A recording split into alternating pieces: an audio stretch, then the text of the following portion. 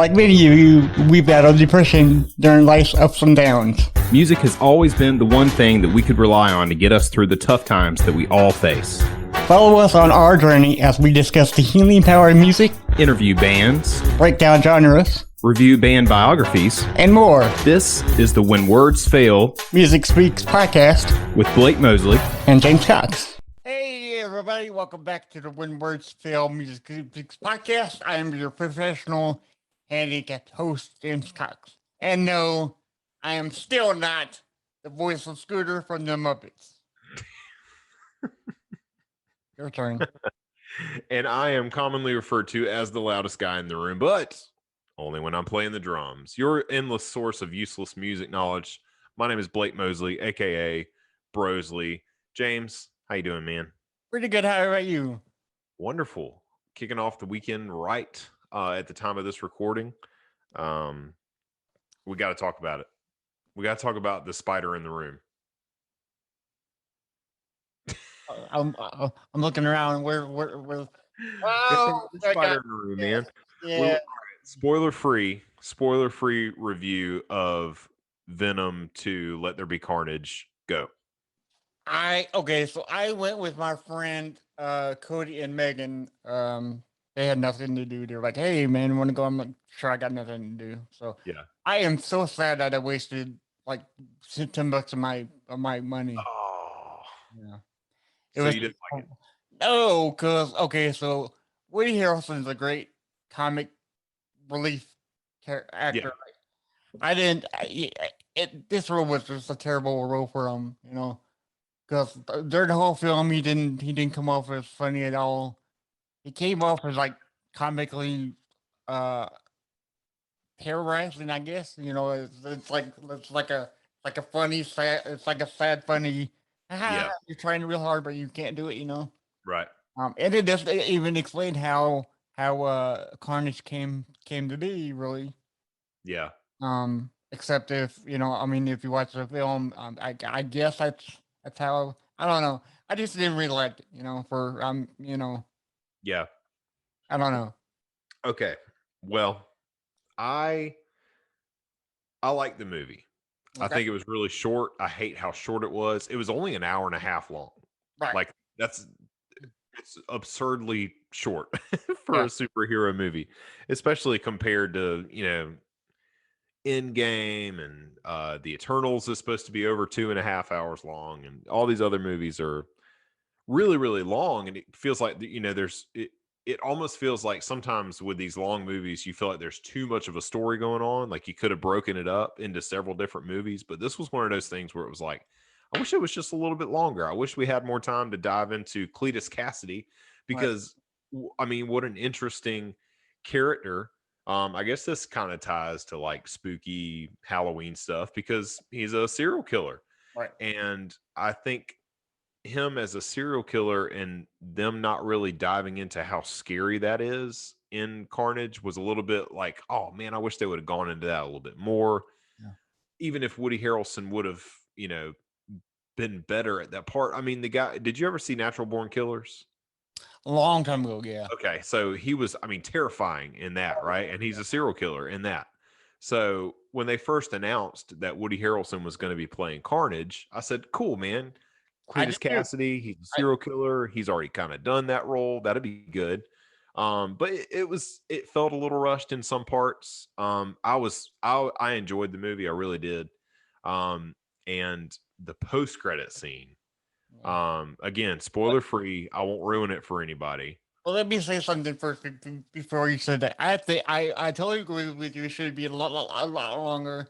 They should have had more time to develop Cletus' story and Carnage, because they could have made Carnage come in from space, through like like a test tube or some sort or something. Right.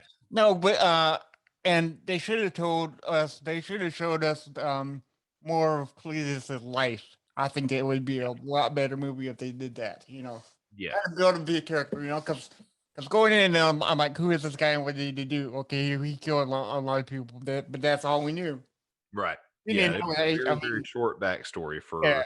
horribly short. Yeah. So I'm like, okay, Yeah. well, that's not good. Yeah.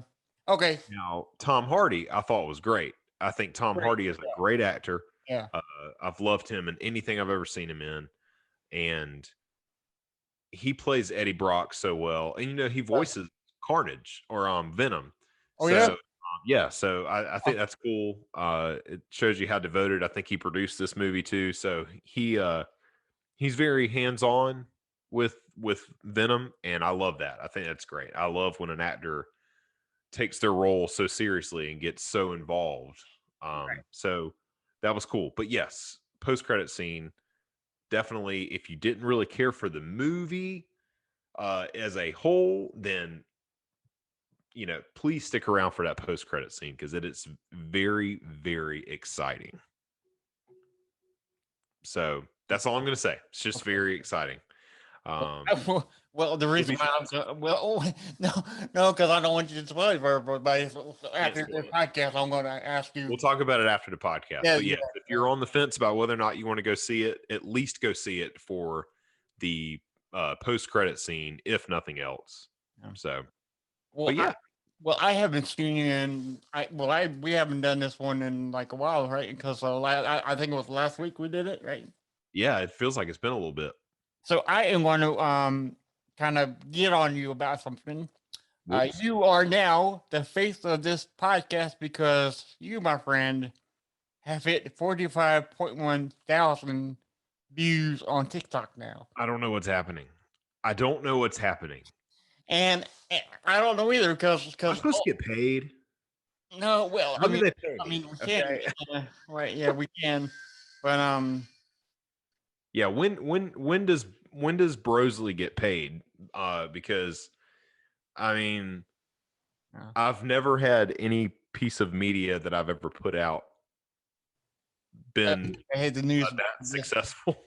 Like I don't understand. I don't understand. I just thought it was a funny little clip. And I was just like posting something just because I made a TikTok and I was like, for the heck of it, man, I'll put something up there. Well, see, I commented and it's like best intro ever, just 3 words, and that got like the top rated Yeah. it's Yeah. like 50 people like that. I'm like, I don't know Yeah. what I know. Yeah. It's It's strange, crazy, you man. know, yeah. I don't know how to follow it up. That's the thing too, is I don't know how to follow that up. I don't know what that looks like. I don't know if I should incorporate more emo songs in songs that I play at church. Um, maybe I can make that a thing. Yeah, yeah. But I don't know. I guess we'll figure it out. Come see the guy that plays songs in church and that's not related to church song. I don't know what, Yeah. you know. But it's funny because okay, I will say this later on this week. We will upload the John Bush interview that I did, Mr. John Bush. Yep. And speaking of TikTok, I know you saw it because you liked it. You know, I did a TikTok thing and that got as that got 608 views Yeah. now, and it was just me and him talking. So maybe Yeah. I should upload a little more. You know, maybe from past shows and people and get people in it. You know, I don't know. But Yeah, I think that would be cool. That way you can you give people a glimpse if they just happen to stumble across the TikTok right. and don't know anything about the show and just, throw up some interviews that we've done and links to YouTube and stuff like that and get the word out about the show. Right. you That's, know? and I fell in love with John so much that I went out and bought 2 of his albums that I love. Okay. One, Sound of White Noise, is his Okay. first Anthrax album that he was on. I love some white noise. That's right. We all do. Okay. And then this one is by far my favorite album. Oh yeah, classic. Mhm. It's We've Come For You All. Yep. And I've heard he is gonna do a small tour with with some members of Anthrax in 2022. We Very didn't we didn't go over there because I didn't know that at the time. Yeah. Yeah. So good news, Blake Brosley. We got some merchandise on sale right now. Oh And yeah. Look at this. Look at this Order- merch that we got. Can you see it? Yeah, I'm wearing a baseball tee right now. Yeah. That's great. That looks cool. So this is the shirt. I can't see it, but hopefully it's right there. Boom. It's in view. Yep. When words fail, music speaks podcast. Whoa, look at that. That's so cool. But that's the baseball jersey shirt. We have All more right. shirts than that. We got solid color shirts. So in any size you want to, Mhm. you just follow the link on below. And then I ordered two of our different masks. Some So, face masks. so this is another. This is the basic mask. Yeah. Yeah, Cool. yeah, I like the color. I like the green. yeah. I went with green because green shows growth, and I figured all podcasts are growing, so Sure. a Makes lot sense. harder. Yeah. And this is my favorite mask. This is the more expensive mask, Okay. A little but bit more pricey. That's okay. yeah, but you get more of like a tighter fit with these because you can Adjust. slide Yeah. up, slide up and down, and you can fan it out, and I think there's a logo. You can't really see it right now, but it looks good fanned out, So Yeah. And those work better when you have a head and a face like mine. And those are the types of face masks that I need to cover this big noggin.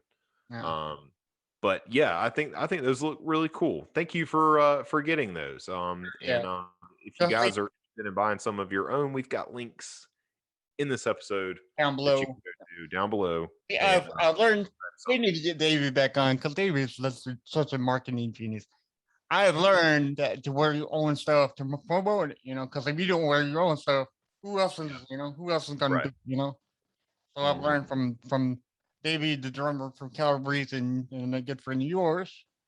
And Mhm. I think he's a good friend of mine. I'm not sure, But we're all the We're best of all friends. we're all homeboys, right? That's right. Yeah. So, Cool. yeah. So, what are we talking about today? I mean, Oh, dude. it's the second week of this Halloween month. Yeah. So we're keeping it rolling with our Halloween episodes for the month of October. Today we're going to be talking about our favorite costumed bands. Um, so this is fun because at first we were like, well, let's talk about bands that wear masks, and then it was like, well, there's one band we're going to talk about that doesn't necessarily wear masks, but we need to talk about them. So a costume band, I think, is a safer like category to kind of put everybody in. So. Okay. But yeah, I'm excited to do that. Before we do that, would you like to do a This Day in Music, Mr. James Cox? Sure, we can definitely do that, sir. All right, well, let's kick it off here. So for This Day in Music for October 11th, let's go in the way back machine all the way back to 1955. Elvis Presley, Carl Perkins, and Johnny Cash kicked off an 11-date tour of the southern U.S. states in Abilene, Texas. Have you ever been to Abilene, Texas, James?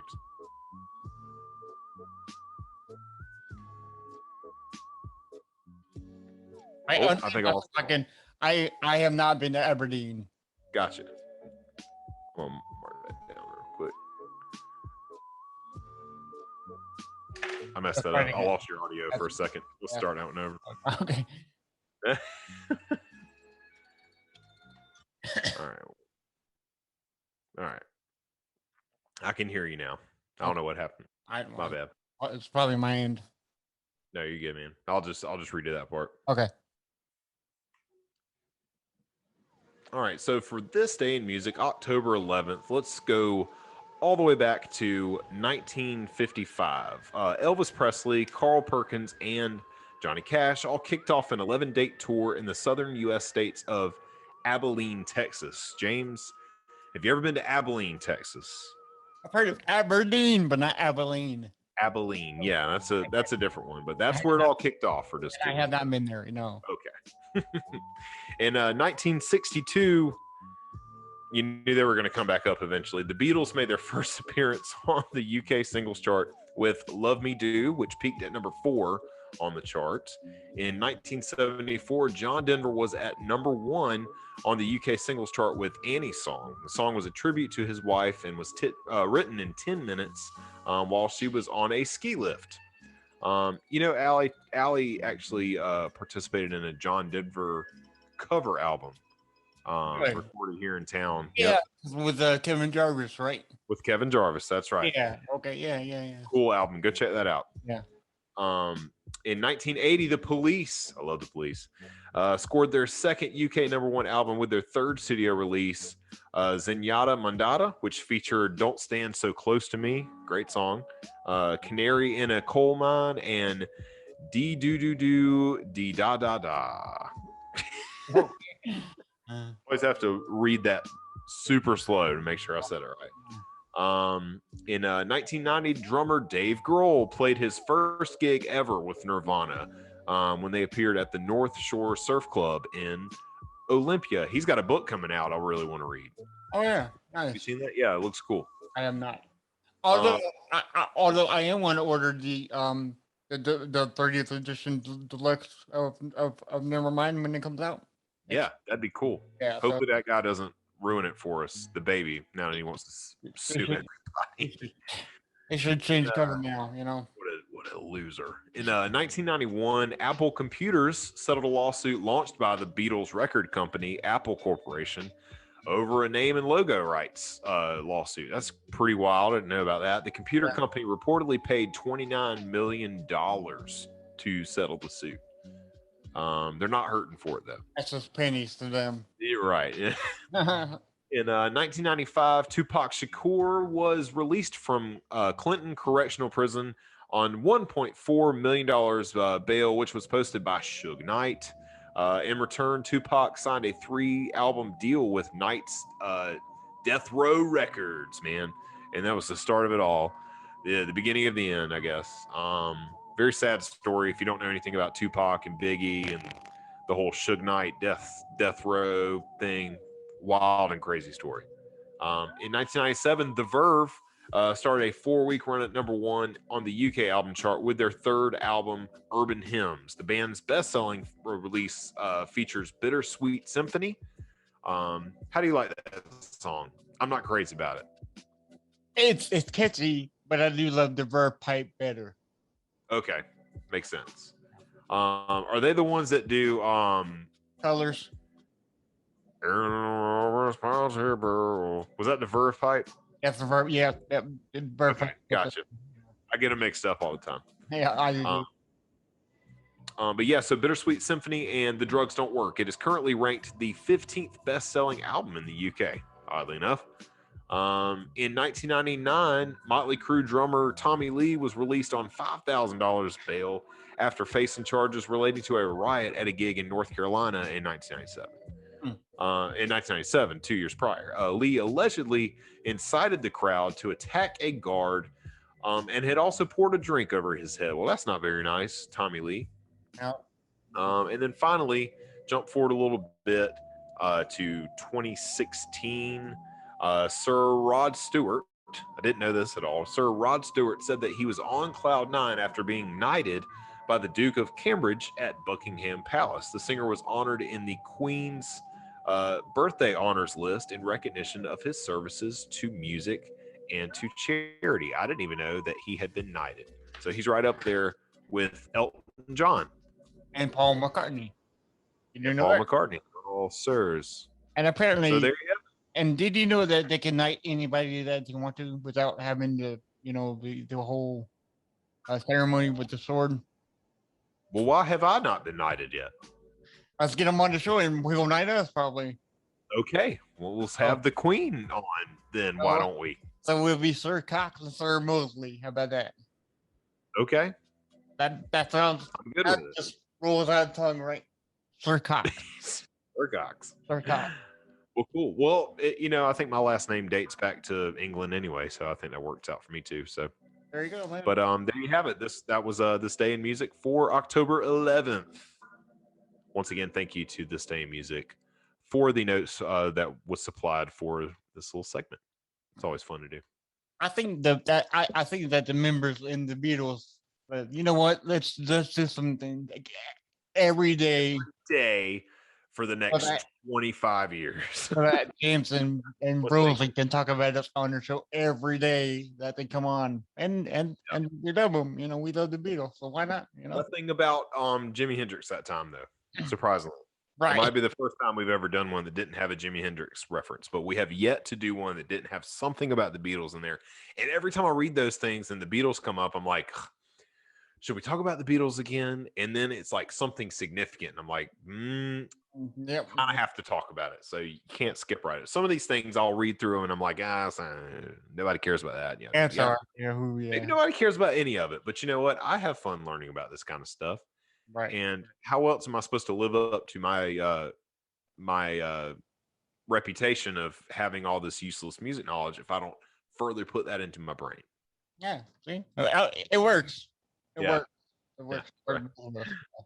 Well, cool, James, dude. Let's hop in, man. Let's Let's get do it. on to the costumed bands. Happy Halloween, everybody. Oh, and before we get started, everybody needs to go out and get the new Mountain Dew mystery can or something. I'm not sure what it's called. Voodoo. Voodoo, yeah, VOO, do DEW. I like what they did there. Marketing done right. Yeah. Yeah, and it's a limited. I mean, it's a limited edition 2021. It says. I've also got a spooky cup here. Is that Jack Skellington? No, this is the poisoned apple from Snow White. Oh. And my coffee's kind of cold now, but when you put hot coffee in it, it turns this black part of the skull green. Ooh. There you go. I need me one of those. It's cool, man. Disney World. And you got that at Disney? Mm-hmm. Which will be going back at the end of the month. So we'll be going back to celebrate our 3-year anniversary. Happy anniversary to my lovely wife, Allie. Yeah, yes, because it was the other day, right? Yeah, October 6th is our anniversary. So we just celebrated our 3-year anniversary, and we'll be going to Disney at the end of the month to celebrate that. So might have to pick up another spooky mug while we're there. I'm gonna have to cash app you some money so I can give me one of them. Dude, yeah, dude, let's do it. Right. So got you. Everyone likes going to concerts, right? Because they want the visual experience in addition to what they can and get already at home. With your copies of an album or two, or CDs, MP3s or whatever. The range of what to expect at a concert is vast. With some bands opting it to come out with their equipment and a banner and still win over the crowd. Other acts go through a great length of something to conjure a full on spectacle and wearing a costume and mask is one of the greatest ways to pull this off. Those who are willing to dismiss bands with masks on as it's just a gimmick, who cares, are looking into the overall artistic direction and vision of the band. So music is art, right? So why would it have to stop at this component? Bands who opt to use costumes and masks are often the biggest live draws, which gives credence to the entertainment factor brought to the stage. Today, as part of our Halloween themed episodes for this month, we are scary. I'll do some background. Sorry, continue. I love you for that.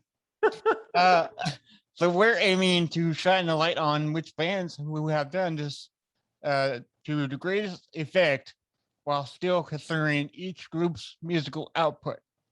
Sure, some bands are out there only rely on masks and costumes to supersede their music. But in this special Halloween episode, I would like a wolf, please.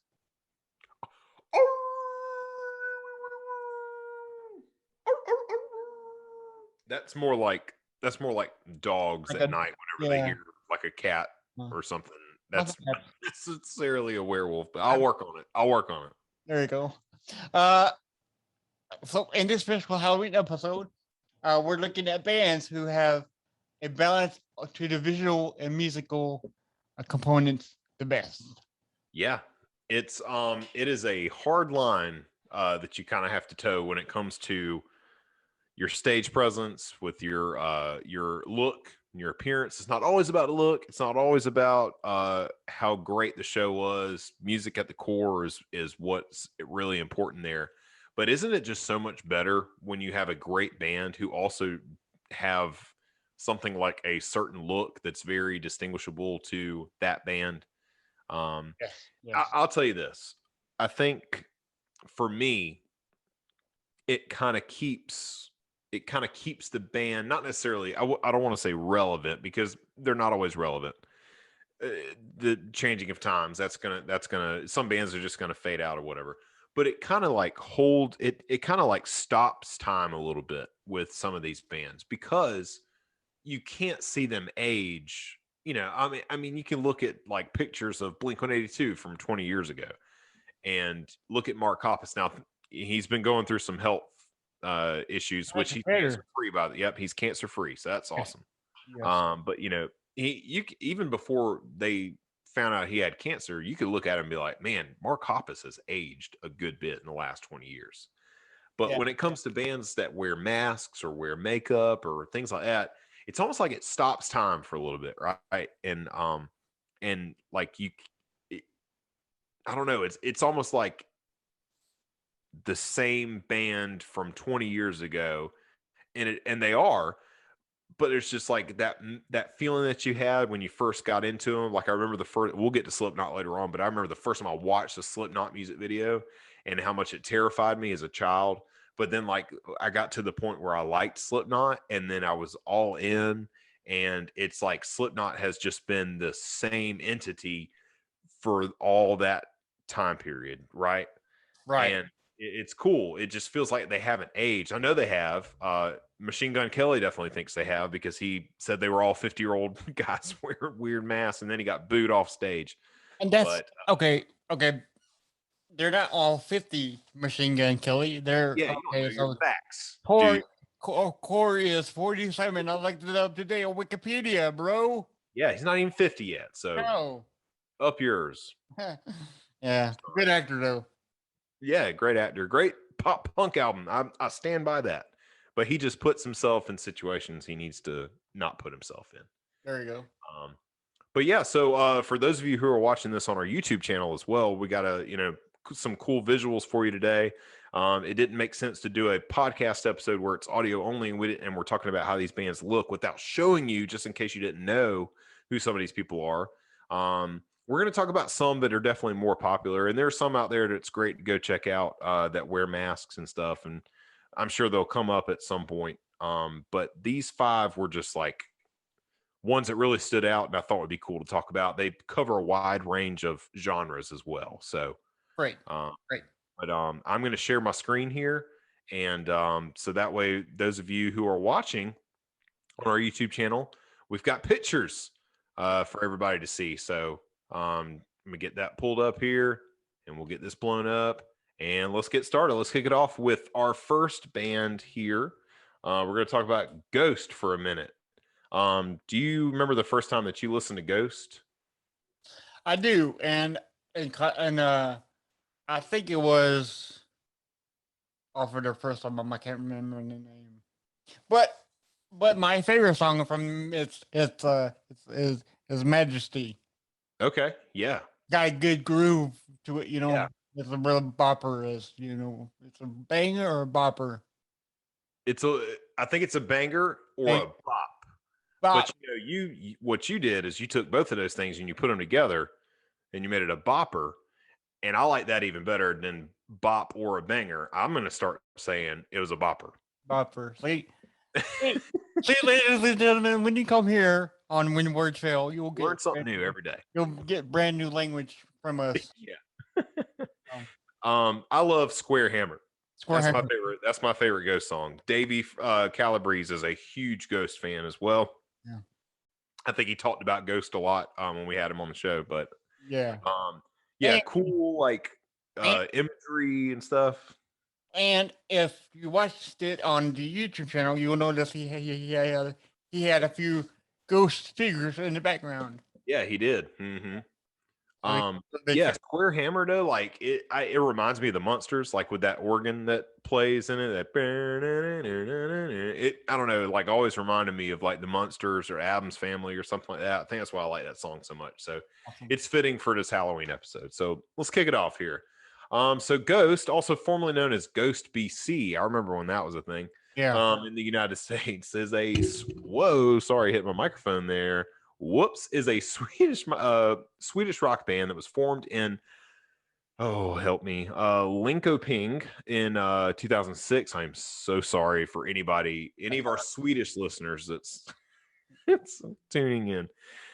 In 2010, they released a 3-track demo followed by a 7-inch vinyl entitled Elizabeth, and later their debut full-length album, Opus Eponymous.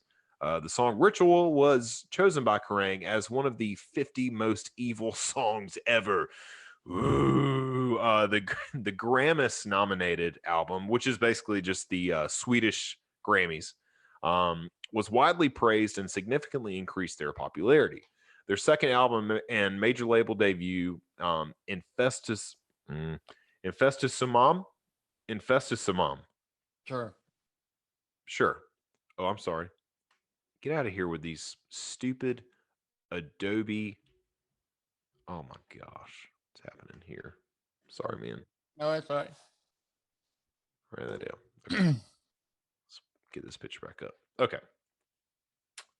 Infestimum was released in 2013. It debuted at #1 in Sweden and won the Grammys Award for Best Hard Rock Metal Album. The band released their studio album, Malaria,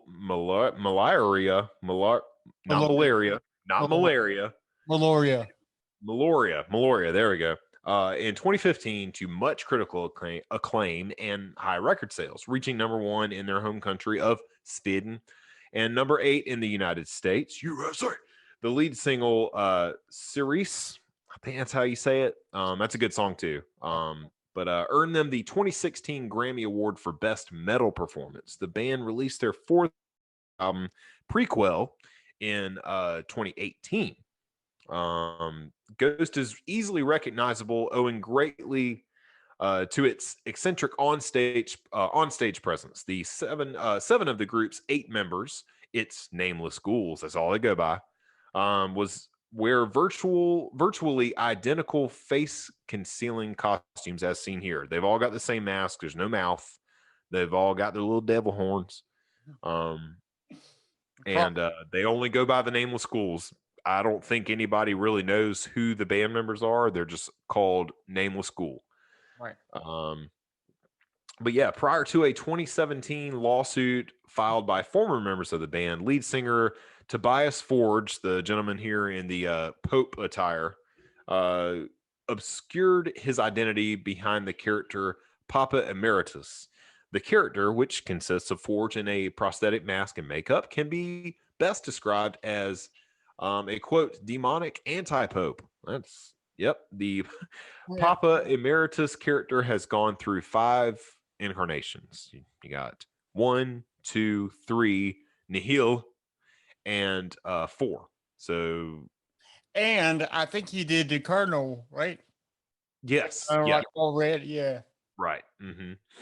From the release of the 2018 album Prequel and subsequent world tour, Forge portrayed a character known as Cardinal Copia, who is described, as being unrelated to any of the Papa Emeritus characters, and whose costume consists of either cardinal vestments or a black or white tuxedo alongside a prosthetic mask with black eye makeup and the multicolored eyes, which had been present in each Papa character. He's got crazy eyes. Look at him eyes. It's crazy. He kind of reminds me of Wes Borland from Limp Bizkit, and how that dude used to wear all kind of crazy costumes.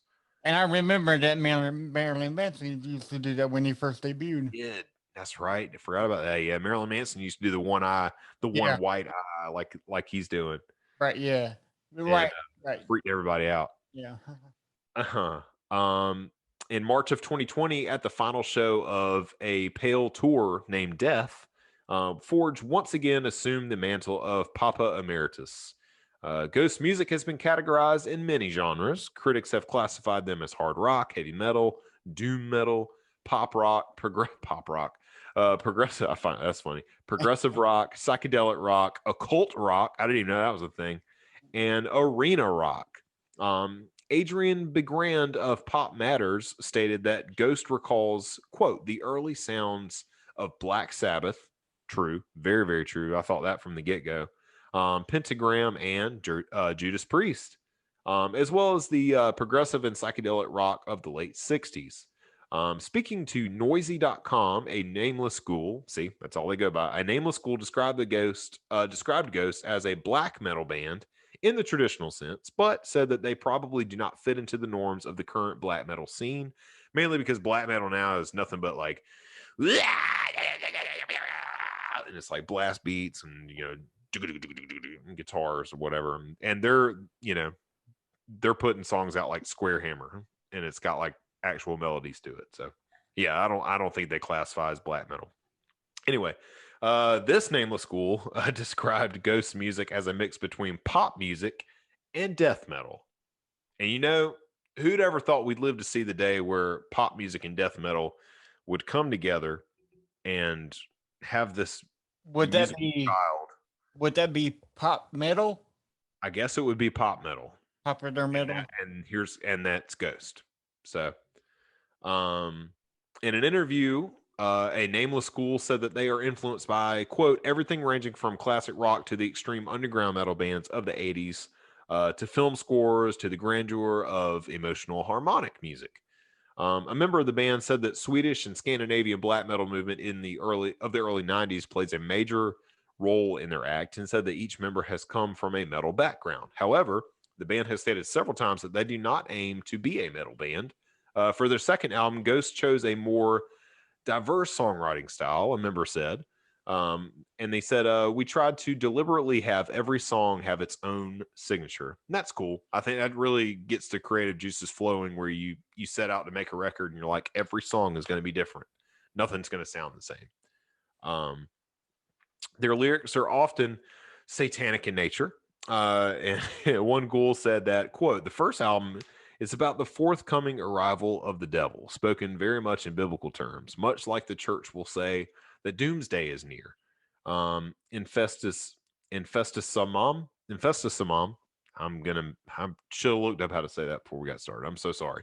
It's about the presence of the devil and the presence of the Antichrist. However, the band has said several times that their image is all tongue in cheek, citing that, quote, we have no militant agenda. We are just an entertainment group. Infestus Samam. Sorry. The word keeps coming back up, and I'm like, geez, I wish I would have gone in there and just been like, all right, I said it once and just be done with it. Anyway, so that album also deals with, quote, how people relate to a deity or God, themes like submission and superstition, the horrors of being religious. Additionally, a nameless school said that the second album is about how mankind, predominantly men, what they have deemed to be the presence of the devil throughout history and even nowadays. And that's why the record is so fueled with sexual themes and females. The Inquisition was basically men accusing women of being the devil just because they had a hard-on for them. The group's theatrics are influenced by Kiss, David Bowie, and Alice Cooper. But a member said that they are more influenced by Pink Floyd. Oddly enough, a nameless school later cited Death SS as an influence on their gimmick, but not their music. So I gotta look. I gotta look up the band. I never knew about that. Death SS. I've never heard of them either. So yeah, they're one of these bands that doesn't necessarily like they themselves. They're not satanic. Like the members are not like members of the Satanic Church. Right. It's a gimmick. It's all part of the show. Slayer's the same way. Like Slayer doesn't worship the devil. It's just they use that type of imagery to sell records, basically. Slipknot's the same way. All these bands, whatever. There's only like a very, very small number of them that actually take this stuff very seriously. So this is all part of that. In fact, let's get into a little bit of a controversy here that went on here. So, Chicago heavy metal themed restaurant, that sounds cool. Named Kuma's Corner added a hamburger called the Ghost to its menu in tribute to the band Ghost. Its recipe include all right. Its recipe includes goat shoulder, red wine reduction, and a communion wafer. That was good. That was really good. A local Catholic. It's evil. It's the most evil hamburger you're ever gonna eat. Its recipe includes. I said that. A local Catholic food blogger acknowledged that while the unconsecrated wafer is not the You're a Christ. Eucharist, Yeah. sure, Yep. it's still symbolic, and that it is a mockery of something that is holy. The restaurant's owner acknowledged the controversy and stated that they respected religion while refusing. This is cool. They respected religion while refusing to remove the burger, citing the First Amendment. To demonstrate his respect for the opposing views, he donated $1,500 to Catholic charities of the Chicago area. So yeah, that's pretty cool. So like he wasn't like, I'm not gonna take it off, screw you because you're Catholic. He was like, you know what, like, look, man, I'm not gonna take my burger down because like I like this band. This is it goes with the theming of my restaurant. But I tell you what, like, let bygones be bygones. By the way, here's $1,500 to different Catholic charities, and let's just call it a day. So that was pretty neat. I thought it was cool. Three things I gotta. Okay, so one thing I will correct you on, if you don't mind. Oh, please. I need corrections. Okay. All right. Okay. So their first debut full length album was Opus. Um. Opus Infamous. Okay. That word confuses my mind. Yeah. Oh, all these words confuse my mind. Well, mainly this word because it's spelled out Eponymus, but it's pronounced infamous. I think. Okay. Okay. Second, black Second. metal. Okay, so black metal gets a bad rap for all Always. antagonistic bands. There's this one band that everybody goes to or towards. You probably know what it is. Its guitarist is named Infamous. I don't know, but I do respect the musicianship. You know, because to play that fast, you gotta have Right.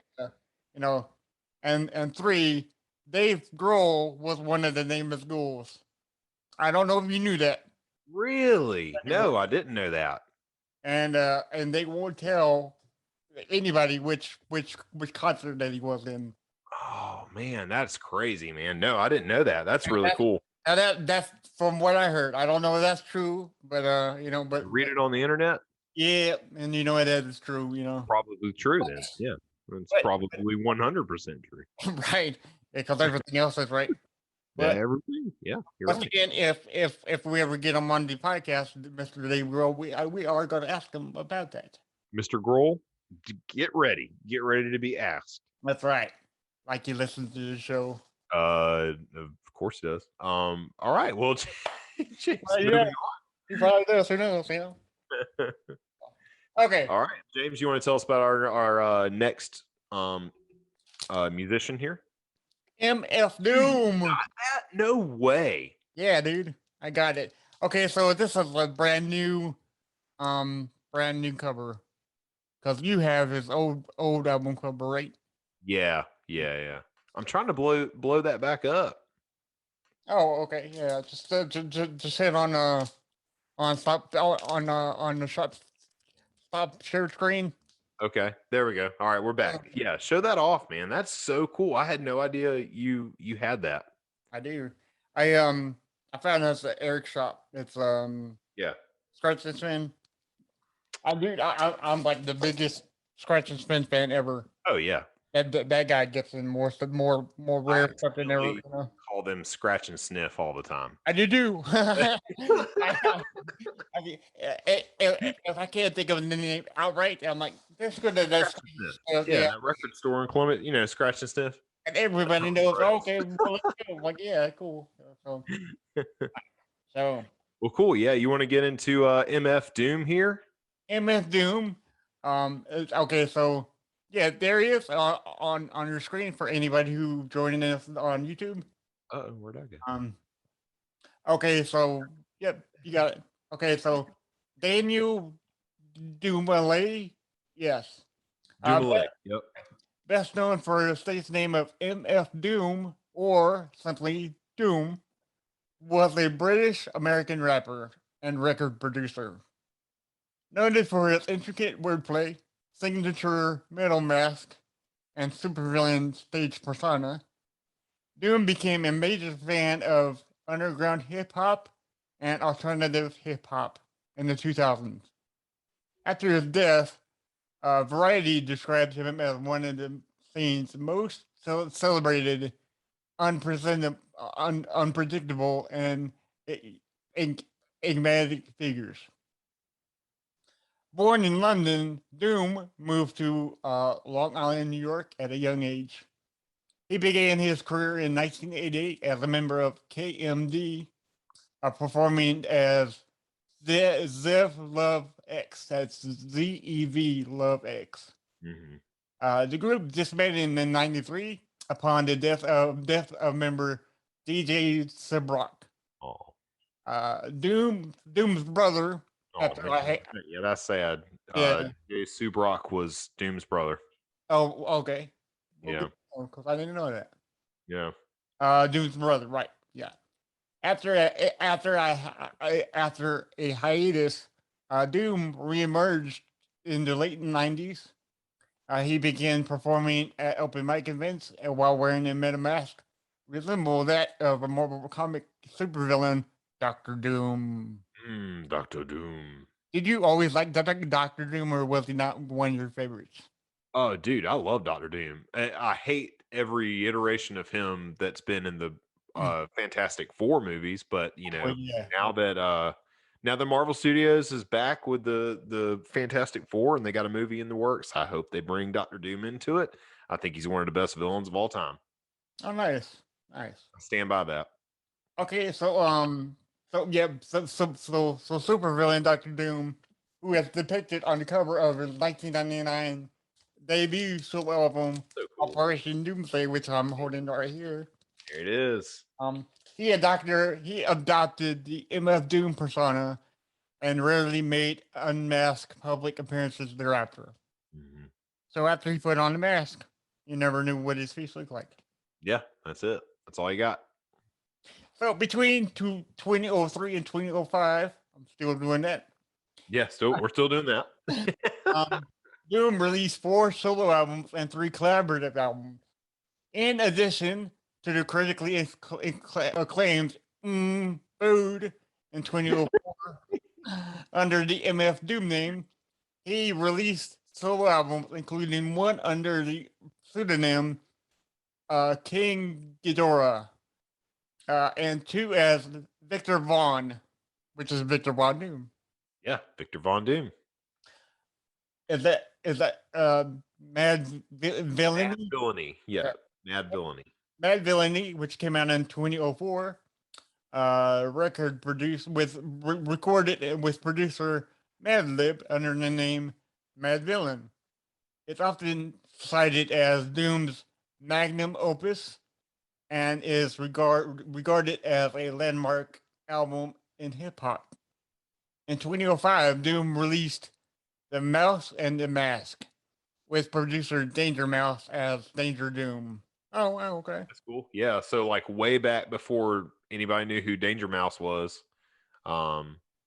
Yeah. Danger Mouse came out in the 30s, didn't it? Do what?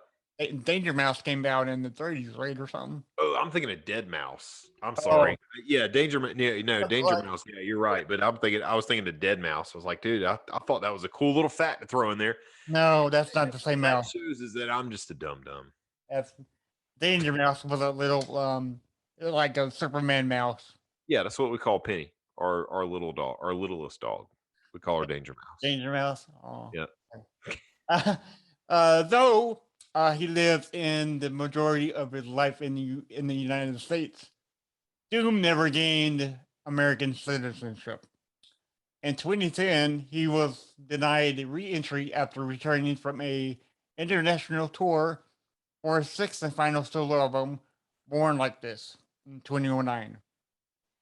He relocated to London and, in his final years, worked mostly in collaboration with other artists. Doom's lyrics are known for wordplay. He was described as among the most enigmatic figures in hip hop. Wrote that Doom's raspy baritone weaves an intricate web of illusions drawn from comic books and metaphysics, along with seeming nonsense and fallacy. Fallacy.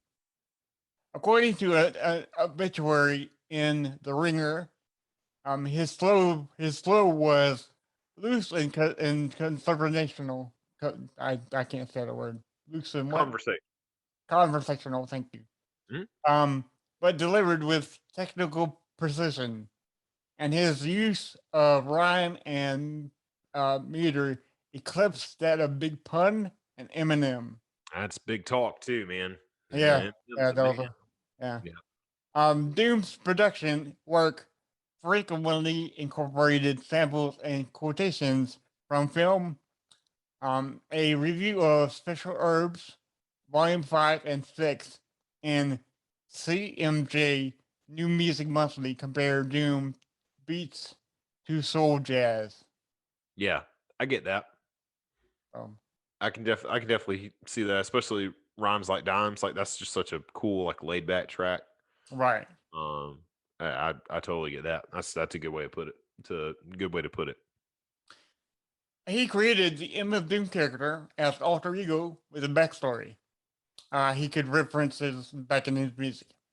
The character combines elements from the Marvel Comics supervillain Doctor Doom, Deathstroke, and Phantom of the Opera, and this mask does look like that. Oh, Yeah.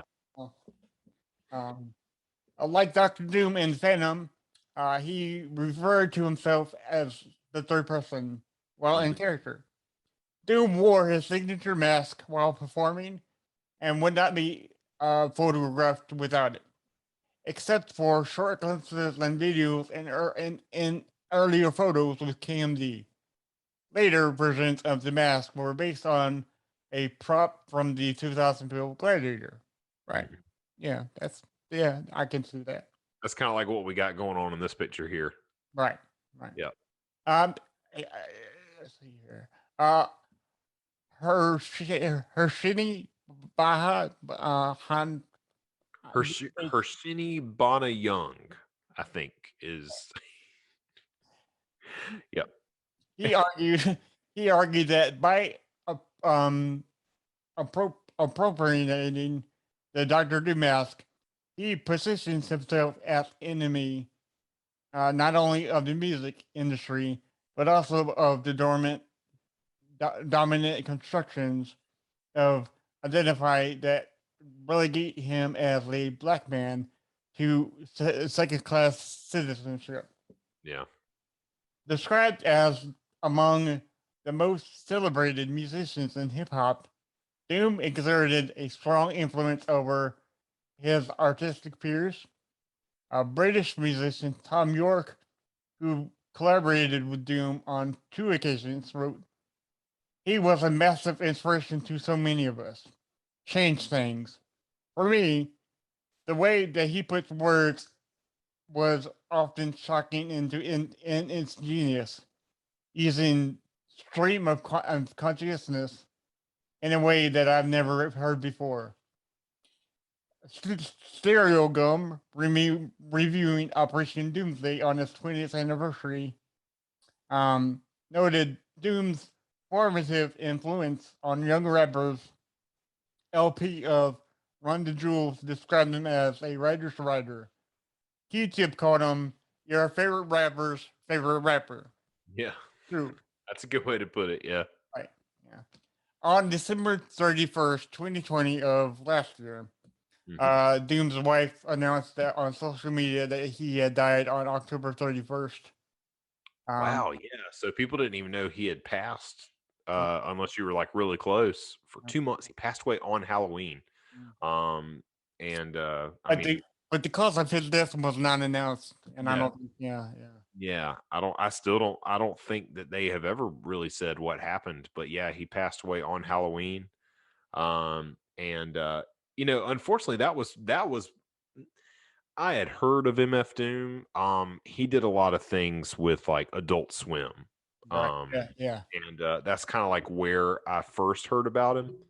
But I just wasn't very familiar with his music. Not until after he had passed, unfortunately. And Wizard and the Bruiser did an episode on him, and uh, I really enjoyed listening to it, and got into a good bit of his songs after that. And I just thought the mask thing was just so cool. I love that kind of thing. And yeah, to describe him as your favorite rapper's favorite rapper, I think sums it up pretty well. So, And do you want to get me back on the big screen because I got something absolutely. to show to people? Okay. All right. So on this, this is a reissue of Operation Doomsday, but in the corner it'll show you the original album cover and the Yeah. album cover now. Okay. So this is the reissue. I cannot find the original cover. Mm. Um, but our boy Doc Brass, which does our theme song, he's in love totally with MF Doom, and he has like all of the albums. Yeah. So I can't wait to get him back on the show so you can meet him and we can talk about more of Yeah. the That'd be awesome. awesome legacy that this gentleman left behind. Absolutely. 100%. All right. Well, let's move on here. I'm going to share my screen yet again because now we're going to get into a really, really fun uh, punk ska band, I guess. Man, why is that picture so tiny? That sucks. I think you can blow it up if you just pinch your fingers together on the mouse pad. See if we can blow this up a little bit. I don't think you can do it by that. Oh, man. Yeah, Hold on. I can see it just fine. I'm going to blow this up real quick. Okay, Give me 1 second. sure. Sorry, everybody. Yeah, I wrote this down. I'm so gonna you can yeah edit yeah it out. Yeah. I'm gonna edit this out. Yeah, Aquabats. Oh, I can't even spell it. There you go. Um,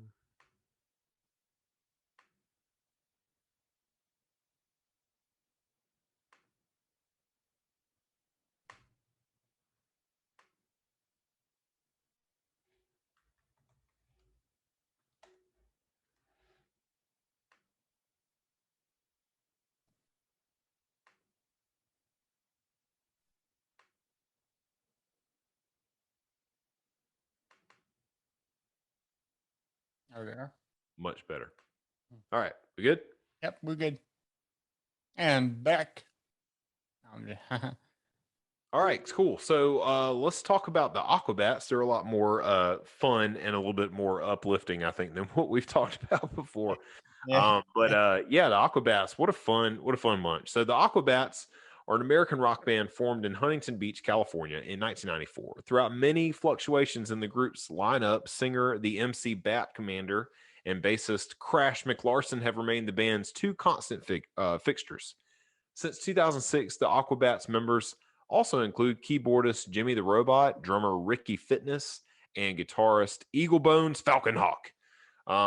Easily identifying by their masks and matching costumes, the Aquabats are perhaps the most recognized for their comedic persona, in which they claim to be crime-fighting superheroes.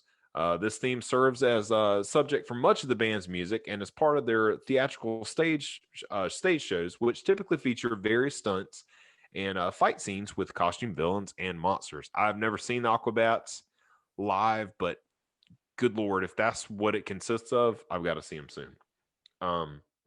Musically, the Aquabats have continuously evolved over the course of their career, starting as as an 8-member ska band before reinventing themselves in the early 2000s as a new wave influenced rock quintet. The band's current musical style mixes rock and punk with elements of new wave, ska, and synth pop. The Aquabats have released 6 studio albums and 2 EPs, 1 compilation, and 1 soundtrack album, among other recordings. To date, the 3 of the Aquabats albums have charted on the Billboard's 200, 1997's The Fury of the Aquabats, 2011's High Five Soup, and 2019's The Aquabats Super Show Television Soundtrack Volume 1. The Aquabats' 6th studio album, Kooky Spooky in Stereo, was released on August 21st of 2020. And then from 2012 to 2014, the Aquabats have created and starred in the Aquabats Super Show, a live-action musical action comedy series, which aired on American cable channel The Hub. The series ran for 3 seasons, earning a total of 8 Daytime Emmy Award nominations and ultimately winning one of those. Following a successful Kickstarter campaign, the series was independently revived as a bi-weekly YouTube series in late 2019. Over the course of their career, the Aquabats have experienced several radical evolutions in their sound and musical style.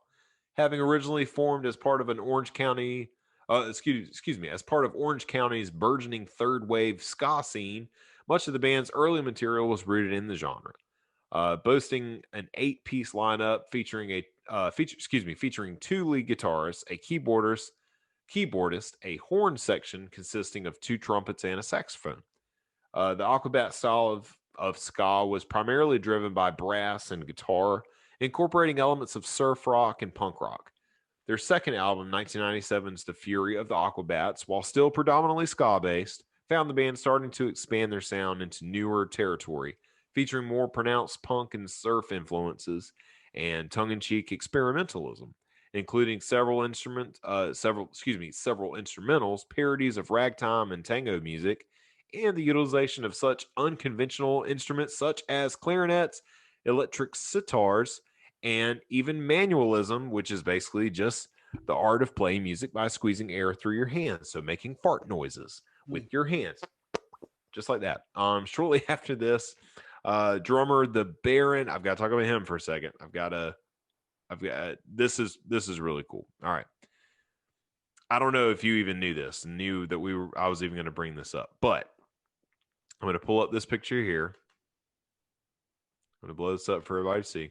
There we go. All right. So shortly after this, the drummer Baron Von Tito, aka Travis Barker, would leave the Aquabats and then join Blink-182. The rest is history. You know the story. So yes, Travis Barker was a member of the Aquabats.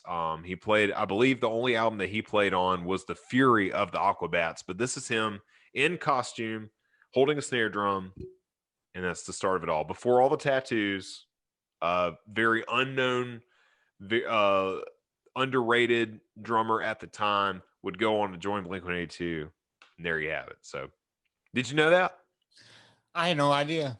You had no idea. Yeah, I've obviously known that for a while, but yeah, isn't that cool? It doesn't look like him, does it?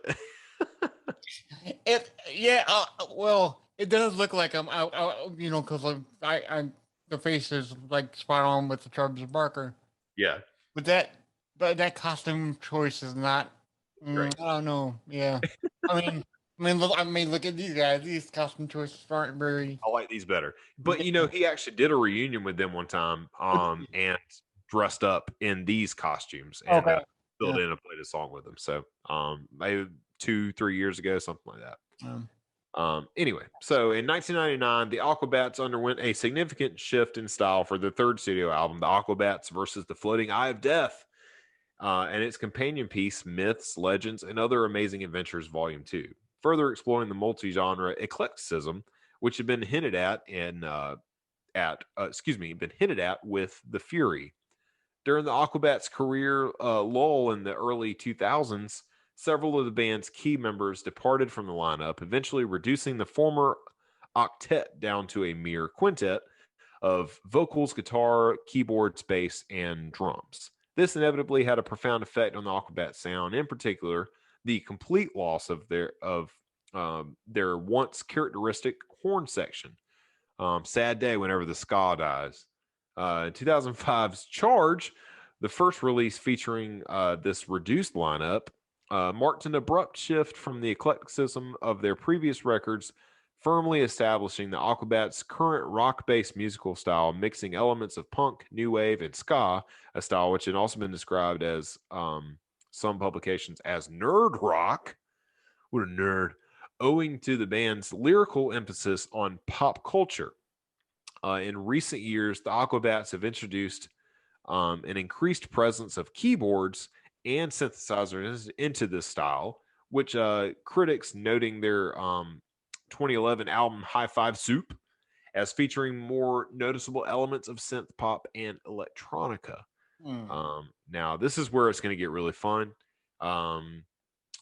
We're going to talk about the mythology of the Aquabats because there is a whole backstory to their presence, and it must be discussed, and we're going to jump into that right now. So perhaps even more so for their music, the Aquabats are widely recognized for their eccentric superhero identity, which adheres to a comprehensive mythology reflected in the band's music, stage shows, and promotional material, in which the members are in fact a team of musical crime fighters on a quest to save the world. Let it be known. Detailed in their lyrics, their liner notes, and their website and television series, the Aquabats have developed a small but elaborate fictional universe, fictional if that's what you want to call it, quote unquote, fictional universe, surrounding this mythology, describing the band's fictitious, quote unquote, fictitious history and outlandish adventures, as well as conceiving an extensive roster of enemies and allies, many of whom are the subjects of specific songs and have appeared as part of the Aquabats stage shows in mock fight scenes or comedic skits. Over the years, this mythology, and in particular the fictional backstory regarding their origins, has continually changed, evolved, and occasionally been retconned to explain changes in the band's lineup. Sounds like a DC movie. The Aquabats' origin story can be separated into two distinct eras. For the first half of their career, the band maintained a consistently canonical backstory established over the course of their first two albums, alleging the band members were actually humanoid bat creatures hailing from a distant tropical island called Aquabania.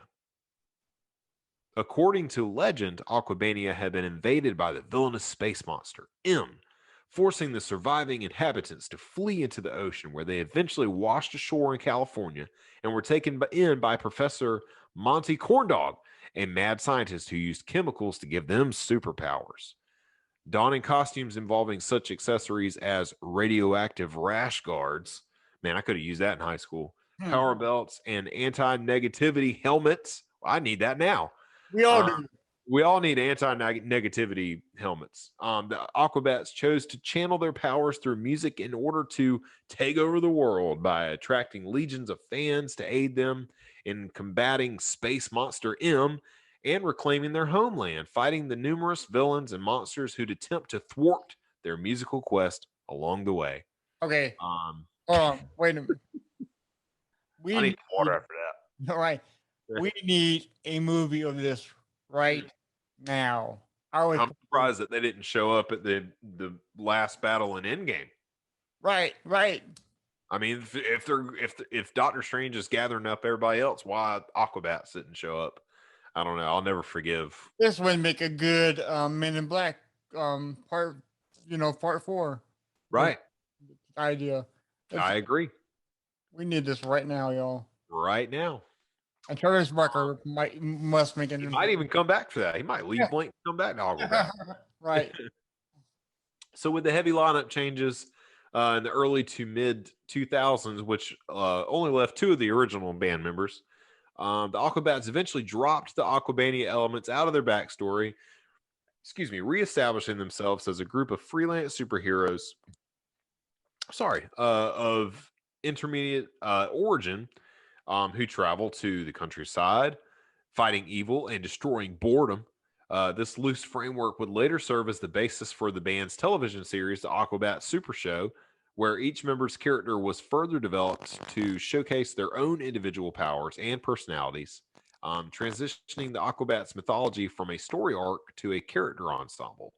While the series' first season left the band's origins intentionally vague, several episodes of the band's second season feature each member of the Aquabats recounting the band's history in animated flashback sequences.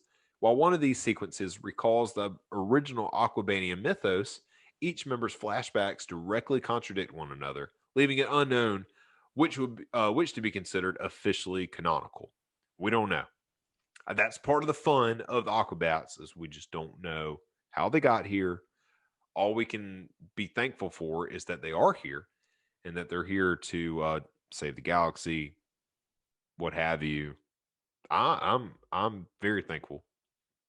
How did you think how? Okay, so how do you think did they get here? Did they fly down on some ship or something, or were they? I personally like the Aquabania backstory Oh, right. from the Yeah. first two albums. I hate that it got retconned, but that's what I go with. That is canon to me. And what was the Uh, corn dog thing? yeah, corn dog powers. Yeah. Yeah, fun bunch, man. Like we're talking about Halloween episodes, and we got scary stuff, and we got whatever. We're talking about masks or whatever. But I mean, kids dress up as superheroes, so I thought that'd Right. be cool. Yeah, we got crime fighters too. Got crime fighters out here. I'm hoping one day to see some kids like trick or treating in the neighborhood, walk by dressed up as one of the Aquabats. And then you're gonna geek out on them, right? I'll geek out. Yep, absolutely, 100%. You would give him all the candy because he came out of that. That's right. That's a unique individualist. So And Travis Barker. Oh, dude, what if Travis Barker came up to you and said, "Hey, give me some"? Dressed up as an Aquabat, that would be wild. That would be amazing. So earlier on at the beginning of this episode, you said that all these bands we were going to talk about, talk we were talking to I him. know, yeah. Talk about we're wearing masks. Yes. This band right now we are going to talk about are not technically wearing masks, but technically they are because they wore face paint. Yeah, and full on costumes, and you know who we're going to talk about. Let's jump in, James. It's the highest band in the world, Kiss. Kiss. Okay, so Kiss is often stylized as Ki crooked two S's. Yeah, it's like a really cool looking S, man. I wonder who came up with that. Probably Gene Simmons, if I had to guess. And I focus still like underwear. Do you and make you buy like 500 pairs for 500? Probably, yeah. Probably there's no probably about it, man. There's no probably. You're right. There's no probably about it. You will, yeah. I've already bought some. Right, yeah. So Kiss is an American rock band formed in New York City in January '73 by Paul Stanley, Gene Simmons, Ace Frehley, and Peter Criss. It's not Frehley, it's Frehley. Frehley. I've learned that. Oh. Yeah. So well known for its members' face paint and stage outfits. The group rose to prominence in the mid-late 70s with its shocking live performances, which featured fire breathing, blood spitting, smoking guitars, shooting rockets, levitating drunkets, and pyrotechnics. Cool. I wonder if Tommy Lee got the idea. Probably. From the well, I don't know. I don't know who did it first. I think Tommy Lee did it first, and then I think Tommy Lee was probably the first one to do it and like flip the there you go stage over and then rotate it to where he had to be strapped in with like a race car right. seat. And then I did see Joey Jordison from Slipknot do the same thing. Yep. So Joey Jordison from Slipknot did it. Travis Barker has done it, and I'm sure that Eric Singer did it too. And Parkway Drive did that recently, and we're like, all right, buddy, it's been done before. Okay, all the big guys have done it, and you just want to be involved. It's okay. There you go. Sorry. The band has gone through several lineup changes. Yes, they have. With Stanley and Simmons being the only members they feature in every lineup. The original and best known lineup consists of Stanley on vocals and rhythm guitar, that's Paul, Gene Simmons vocals and bass, Ace Frehley on the guitar and vocals, and of course Peter Criss on drums and vocals. With their makeup and costumes, the band members took on persona of comic book style characters. The Star Child, Stanley, uh, Paul, the Demon Gene Simmons, the Spaceman or Space Ace Frehley, and the Catman Peter Criss. Dude, all right, pause. I need to tell you this. So I went to a music night at the brewery here in town with Allie and my sister-in-law Christine a few weeks ago, maybe like a month ago, something like that. And it was a music trivia night. So the first like round was all music related, rock and roll. And it was like a four-part you could get up to 4 points, a 4 point answer if you could name all of the personas of the members of Kiss, Right. of the first four at least. Yeah. So I got 3 out of 4. I could not for the life of me remember what. I could not remember Spaceman or Space Ace. I knew it was something like Space Ace. But I got the Demon, I got Star Child, and got the Catman. But so almost got us 4 points on that. I got us 3. So Hey, 3 out of 4 ain't bad, dude. You know, yep. And I have not slept since then. It kept me up all night. Like, you idiot. until right now, and you're like, oh no. Yeah. So due to creativity differences, both Chris and Fraley had to depart from the group in '82. Oh. In '83, though, Kiss began performing without the makeup and costumes, thus marking the beginning of the band's Unmasked era, which they came up with an album called Unmasked. That would last for over a decade. A decade's what, 10 years? Yep. The band experienced a commercial resurgence during this era with the platinum certified album "Lick It Up," which is a great "Lick It Up," which that successfully introduced them to a new generation of fans, and its music videos receiving regular airplay on MTV. Eric Carr, who had replaced Chris in 1980, died in 91. Dude, I loved Eric Carr. Eric Carr was good. Yeah, I love Peter Criss, but Eric Carr was a great drummer too. Eric Carr probably did the best version of Black Diamond I've ever heard before. It's true. And I think took the role of the fox, right? I think so. Yeah, I think that was I think he was the fox because he had this face paint up. Yeah, I think that was him. Yeah. Okay. Yeah, that was it, the fox. Yep. Sorry, I jumped ahead in the notes real quick just to see. Yeah, that was it, the fox. Yeah, that's fine. That's fine. Yep. Okay. So he died of 91 of heart cancer, and was replaced by Eric Singer. It's the guy on your screen right now. Took the role of the cat. Yeah. In response to a wave of Kiss nostalgia in the mid '90s, the original lineup reunited in '96, which also saw the return of its makeup and stage costumes. The resulting reunion tour was highly successful, gaining $143.7 million. Goodness. Making it the band's most successful tour to date. Chris and Fraley subsequently left the band again. Bah. And have been replaced by Singer and Tommy Thayer, which is the two guys on the screen right now. Yeah. Thayer taking the role of Space Ace. And I don't know if I think he's Space Tommy now, maybe.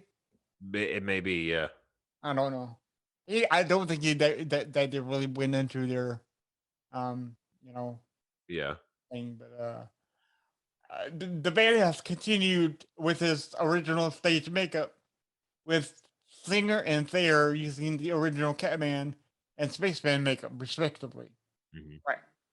In September 2018, Kiss announced that after 45 years of recording and performing, it would be embarking on its ongoing final tour, round 3 or something. God, you just see me roll my eyes like super hard Yeah. just now. Like, how many times have they? That- well, This is it. This is the final tour.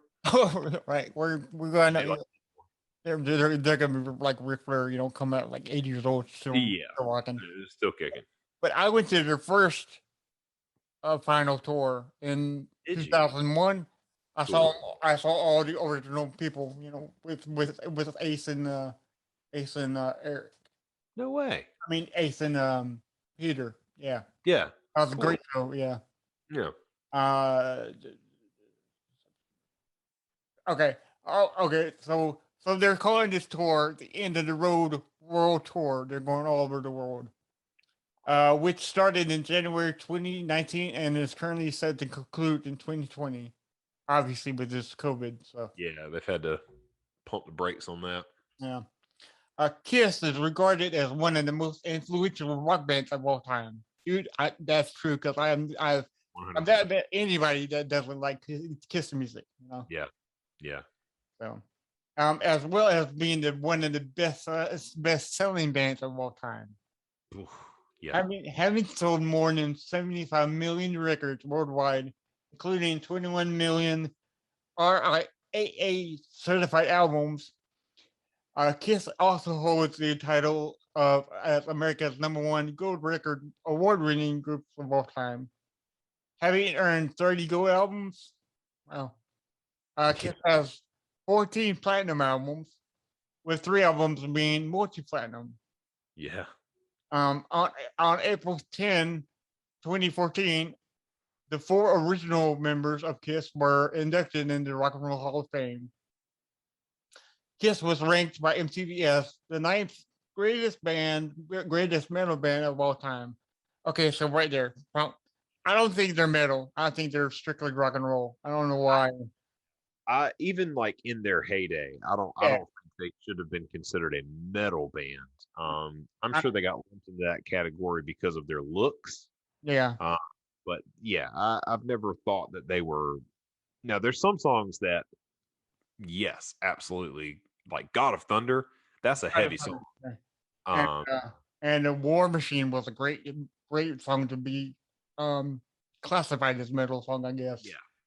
Yeah, I think they had a touch of that, but I think as a whole, they have never really been a metal band, I don't believe. Like, definitely a rock band. Yeah. Right. So they were listed as that 100 greatest artists of hard rock of all time, as well as being ranked as the 3rd best metal and hard rock live album of all time. I don't. That's weird. Yeah. Okay, so let's talk about the makeup designs for a minute. There you go. There we go. Booyah! Booyah. Yes, that's good that you have it over there. Thank you. Got it. The band is famous for its iconic makeup designs, each of which represents a different character or persona. The current lineup consists of the original designs. Once again, Yeah. Star Child, which is in the upper right corner. Right. The Demon, which is represented by the bottom left corner. And the Spaceman is represented as the top left corner, and the Catman, which is represented in a bottom middle row. Yep.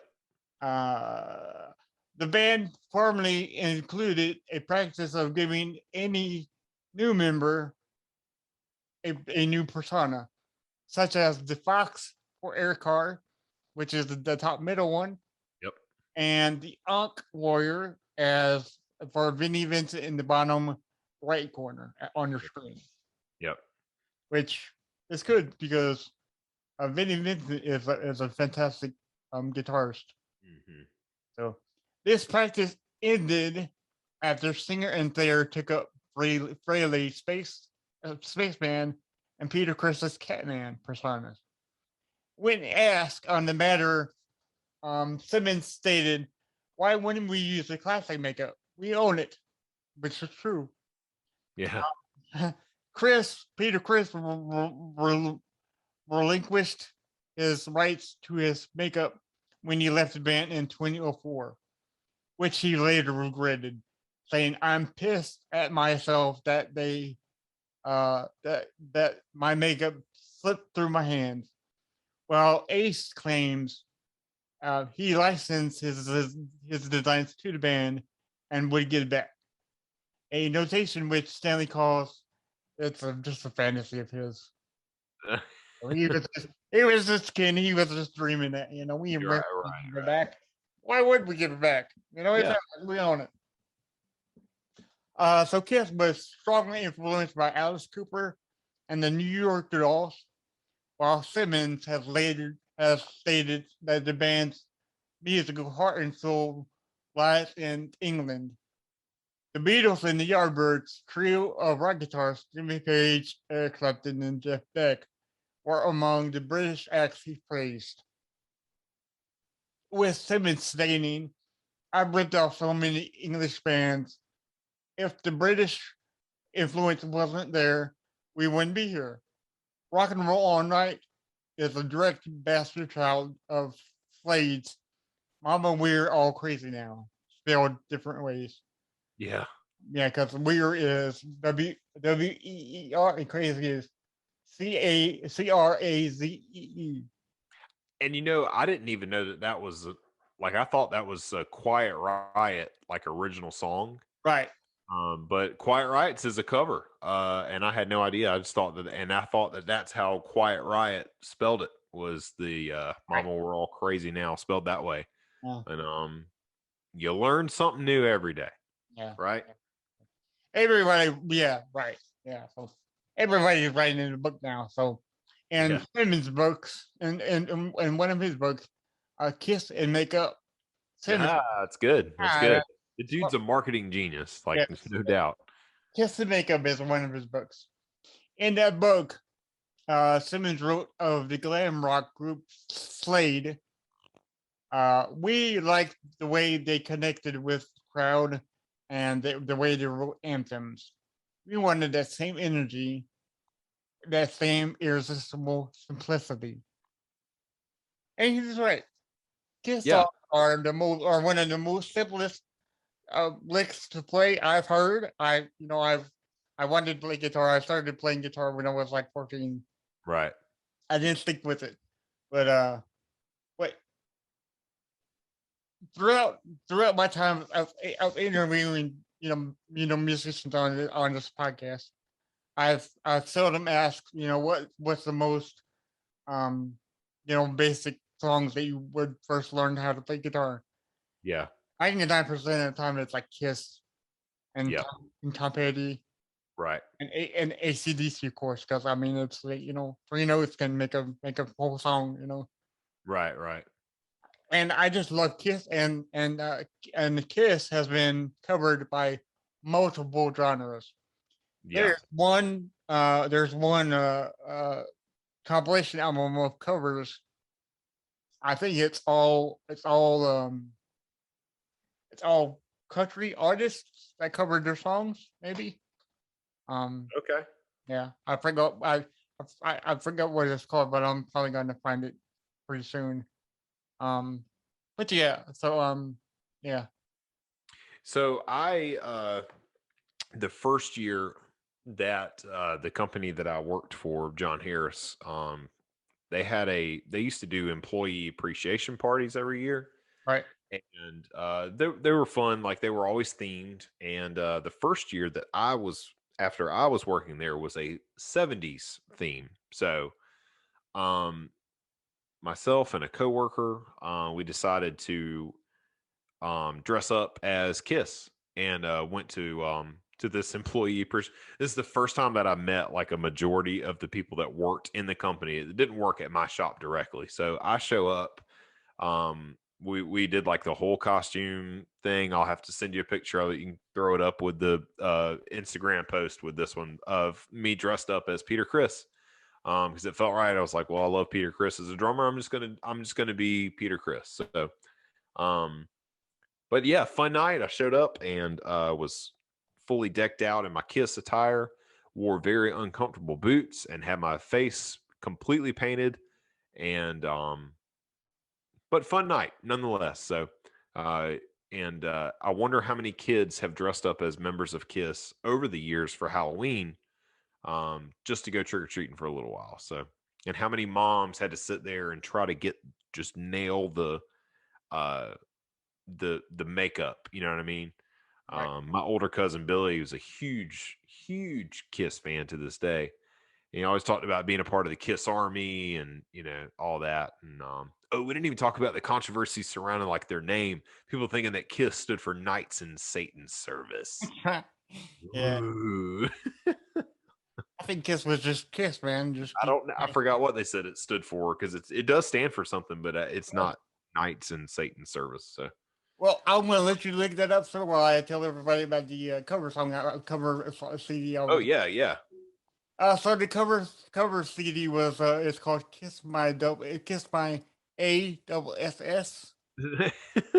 Kiss My Right. Okay, so the artist that covers their songs it's Lenny Kravitz, Garth Brooks, Anthrax, Jim Blossoms, Dinosaur Jr., Extreme, The Lemon Heads, Mighty Boss Tones. Okay. Yeah, so it's a great album. Uh Um, yeah, that's Kiss My Ass. huh. It says classic Kiss regrooved songs. Okay. So technically Um, that's cover song, but yeah, but Garth Brooks is a great song of Hard Luck Woman. I mean, it's just out of I mean, yeah. it's one that holds up now. Yeah. You know, So I looked it up, and apparently it stands for "Keep It Simple, Sweetheart." the other version of Keep It Simple. Right. So apparently that's what it stands for them. So not Knights in Satan's Service. I think Gene Simmons is actually a Christian, if I'm not mistaken. I believe so. I think so. Yep. Well, Um. whether you like the guy or not, he's a good marketing genius.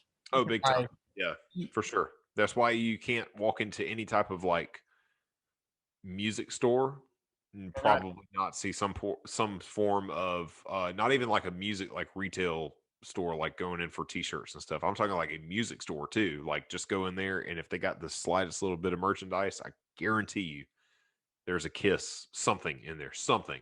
Kiss caskets, we've talked about that before. yeah, Yeah. just Um, condoms. They sell yeah, condoms. it's condoms.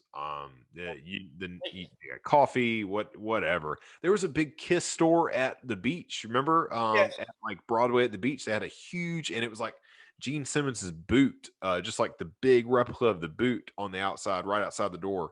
And I used to go in there all the time. yeah. I wonder what happened to it. I don't know why it closed down. Oh, who knows, man? They should bring that back. I wish they would. All right. Well, do you want to move on here? Sure. All right. Well, let's get into our last band for this special episode. I'm going to get that picture pulled back up here. There we go. Have at it. All right. So, yes, as soon as I knock my microphone out.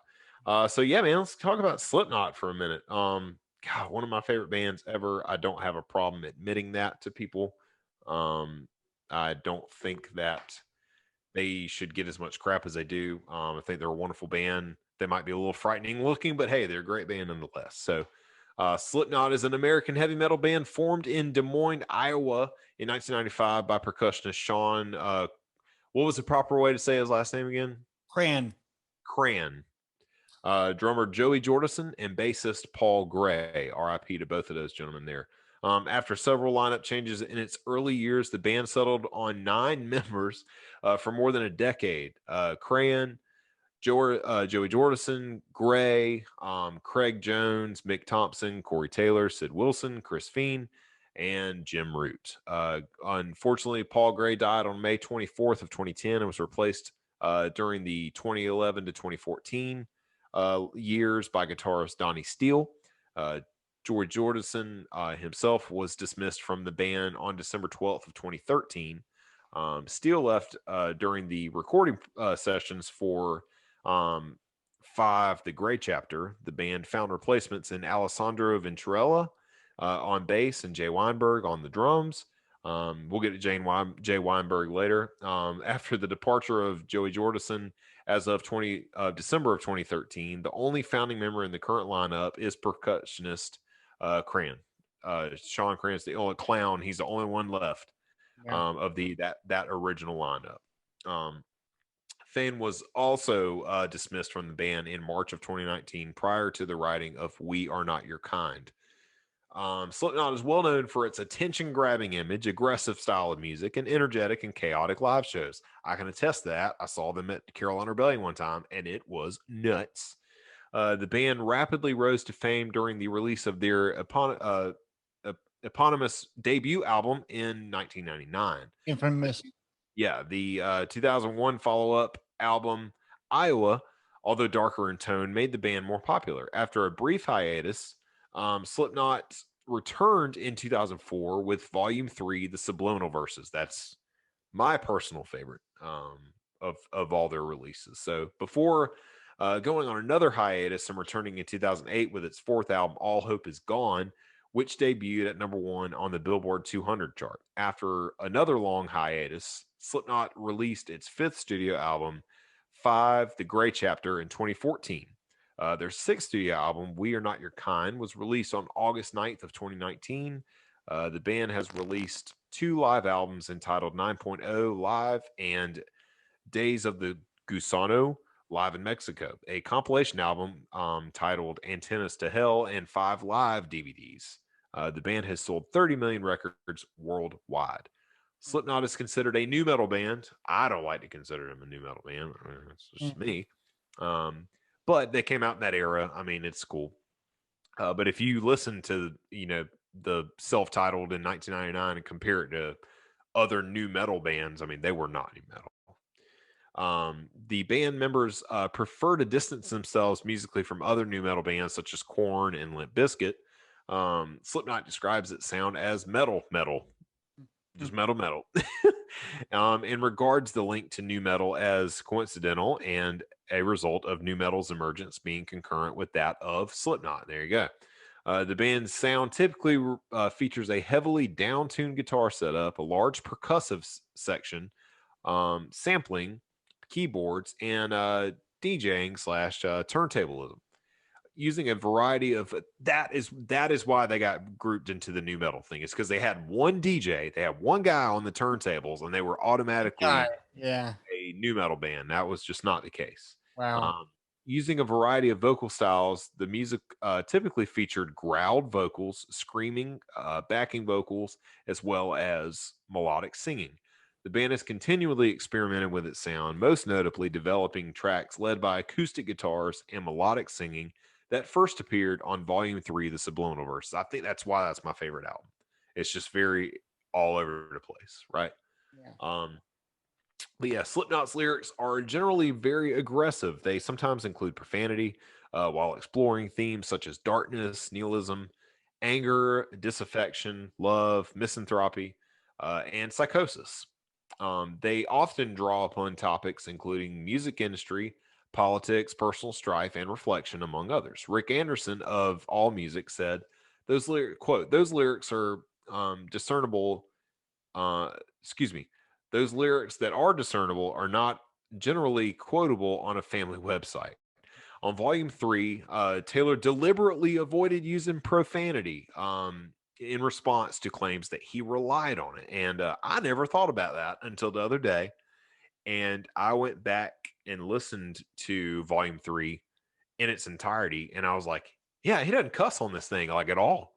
But, anyway, Slipknot cited both Korn's self-titled album of 1994 and Limp Bizkit's album $3 Bill Y'all of 1997 as major influences. However, The band's biggest influence, both on their image and their music, has been singer Mike Patton. Here we go, the Yes. man, Yes. and his band's Mr. Bungle of Fantomas Yep.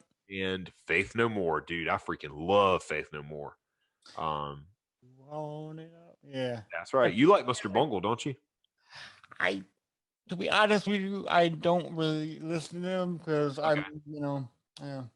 Could have sworn you were. My bad. But I do love Faith No More, dude. Faith No More is great. Oh yeah. So Wonderful. Corey Taylor even stated that watching Faith No More perform on the 1990 MTV Music Video Awards saved his life. In an interview with 2000, Mike Patton called the Slipknot members really nice guys. The band Kiss, as we just mentioned before, has been a big influence for Slipknot as well, both musically and image-wise. Several band members have, in numerous interviews, stated that the impact of Kiss, the impact that Kiss had on them when they were growing up. In an interview with Revolver magazine, Joey Jordison said that, quote, "I saw Kiss on the Dick Clark show on the Dick Clark show in like 1980 or something. And Kiss Alive was the first record of theirs that I had. This was back when you bought cassettes or records, and I still have my original cassette copy of it. And I tell you what, it just blew my mind. The cover tells you everything you need to know. It just makes you want to listen to the whole record. And these guys look like demons. You don't know when you're a kid and you're watching them on TV, and it's just like guys in makeup. So yeah, it was inspiring back then. They were a huge influence on me when I was a kid, and that record came out in 1975. So I was always like, that is badass. One of my favorite records of all time came out that year that I was born. yes. Joey Jordan said. So the band is known for its attention-grabbing image. As you can see here, if you're watching our YouTube channel, the members perform wearing unique individual face masks and matching uniforms, typically jumpsuits, while each member is typically assigned and referred to by number based on their role in the band, starting with number 0, even though 0 is not even a number, and through 8, although the latter practice has diminished following the death of Paul Gray. Rightfully so. The number thing, I think, was something he really pushed and was really into. I mean, it's a good way to keep track of. There's 9 guys up there, man. How do you know who's who? You got to round them up. So the band, go ahead. Sorry. I like number 7, which is Mick Thompson. Mick Thompson, man. And he looks like MF Doom. yes. They got very similar masks. You see right? Yeah. Yeah, so Corey Taylor is number 8. That's how I know 7 and 8. Yeah. Mm-hmm. And then 0 was Sid. Joey Jordison was number 1. Paul Gray was number 2. Chris Fiend was number 3. I can't remember who number 4 was. It might have been Clown. No. I think 5 was Jim Root. I think 5 was Jim Root. 6 was Fine. I think 6 was oh man, what's his name? With the spiky mask. Oh, Craig. Yeah, Craig, yep. I think, and then yeah. Yeah. There we go. It was something like that. I tried to memorize it one time when I was little. I tried to remember them all by their numbers. Yeah.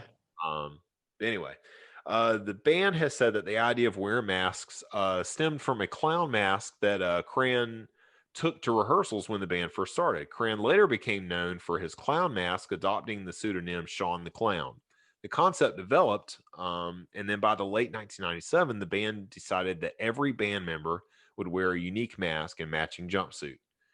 Taylor said in 2002 or 2002, as James likes to say, he said, quote, "It's our way of becoming more intimate with the music. It's a way for us to become unconscious of who we are and what we do outside of the music. It's a way for us to kind of crawl inside and be able to use it." Excuse me. The concept of wearing matching jumpsuits has been described as a response to commercialism in the music industry and led to the idea of assigning the band members numerical aliases. According to Taylor, he said, quote, "Originally, we were just going to wear the jumpsuits, and we figured we might as well take that further and number ourselves. We're basically saying, hey, we're a product." So, yeah, pretty interesting response to, especially at that time, 1999. You got boy bands all over the place, and right. Yeah. that whole thing. So during their careers, the members of Slipknot have developed their images, updating their uniforms and each member's mask upon the release of each album. That me as a Slipknot fan, that's something you look forward to. You hear about a new album and you're like, can't wait to see what the masks are gonna look like. And then it's like an immediate huge discussion online. What masks are cool, which ones are stupid. And as you can see here, the one that Corey Taylor has, where it's like he's got part of it's basically like it looks like a scarf or something over it, and he's got his long hair, and it kind of the best picture I saw, the best meme I saw, it looked like someone took a milk carton or a milk jug, excuse me, like a gallon jug of milk, and then like cut it in half and then put it over their face. And I was like, yes, that's exactly what it looks like. So uh, okay, so for people watching it right now, you're looking at the "We Are Not Your Kind" era of yeah, Slipknot. yeah. This is the 2019 "We Are Not Your Kind" promotional picture for them. So they have updated the masks. Well, one, well, okay, so one person asked, and that's Corey. Corey I Taylor, haven't, yeah. I haven't seen the, I haven't seen the. I've heard that the bassist Alexandro has, Alessandro, yeah. has updated his, and there's been pictures of it, but I can't find it anywhere. Yeah, there's no like they haven't announced the new album. I'm sure that when they announce a new album, they'll do more promotional pictures with new updated masks. But as of right now, I guess like canonically, this is the Slipknot mask. Like they have performed live. You even shared something Yeah, right, about Corey Taylor's new mask and how it kind of looks like a combination of like four different masks of his that right. are all like It coming. looks, I think it's cool. I think his new mask looks cool. it looks like his Iowa mask conformed with his with his All all Hope hope Is is Gone. gone. What? Yeah, Yeah, and with a then little and bit of then the first album, Iowa. You're right. and Right. then the stitching of the subliminal verses. Like there's some stitching in there. Yeah, that subliminal verses mask is my favorite of his. Right. Um, and it's got all the stitches in it and stuff. It looks cool. I love it. I love it. Yeah. Let's see where are we at. Yeah, the appearance and styles of the masks do not usually differ significantly between the albums. Members typically maintain the established theme of their mask while adding new elements.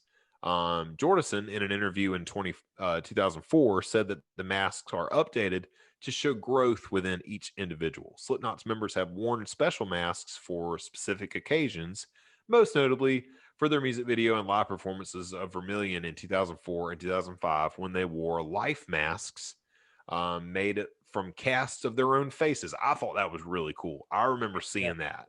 Yeah. Um, Yeah. I think they call it the death mask. yeah, life masks, Yeah. death masks, and all that. Yeah. Yeah. In 2008, the band wore a set of large masks titled Purgatory Masks during photograph shoots before the release of All Hope Is Gone. That was a big thing, man. I Right. remember All Hope Is Gone. They've been out of the scene for a while, hadn't had an album since '04. And you're just kind of like waiting for new music. Like Corey Taylor and Jim Root were off doing Stone Sour for a long time. And the build up to the new Slipknot album was just huge, right? Right. Right. And all you got was those big masks, like them Yeah. out in like a Yeah. cornfield, and there was these huge masks, and you know they announced I think Psychosocial dropped as a single, and it's just oh man, there's so much hype. Right. In the music video for Psychosocial, there you go. They are seen burning them, and I thought that was cool too. Everything they do, their marketing is incredible. Oh, Like yeah. it's emotionally. So so yeah, so they burned the purgatory masks during the photograph shoots before the release of All Hope Is Gone. Excuse me, they're burning them in the Psychosocial music video. I'll get back on track here in a second. Shortly after its inception, Slipknot's masks were homemade, but since 2000, they have been custom made by special effects artist and musician Screaming Mad George. The band's image has been the subject of much criticism and controversy, with critics generally accusing it of being a sales gimmick. The band members object to these claims. According to them, the masks are used to divert attention from themselves and put it on the music. Several band members have said that wearing the masks helped them to maintain privacy in their personal lives. During an interview in 2005, percussionist Fane said that the masks were a blessing because they meant the members are not recognized in public. Now, that does not go for Corey Taylor and Jim Root, obviously, because they started Stone Sour without masks. So now everybody knows what they look like. Right. But yeah, for a long time, a lot of people didn't know what these guys even looked like. Right. Right. It was It almost puts like a this, myth of, yeah.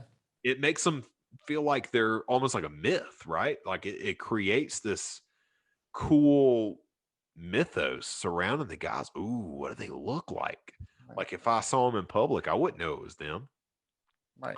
Yeah, because I'll tell you a funny story. Is I went to the Metal Mayhem Festival. Slipknot was there, right? Right. And there was this guy called DJ Starscream. Okay. Like, who is this guy? Why, how hard? Turns out it was Sid from Slipknot. Yep. DJ Starscream was his other pseudonym, I guess. Yeah. I guess he makes albums under the name with his own Right. beats or something. But yeah, I found that very cool. Yeah. Sid's an interesting character, man. He is he's one of a kind. I think he has broken more feet than anybody in the band.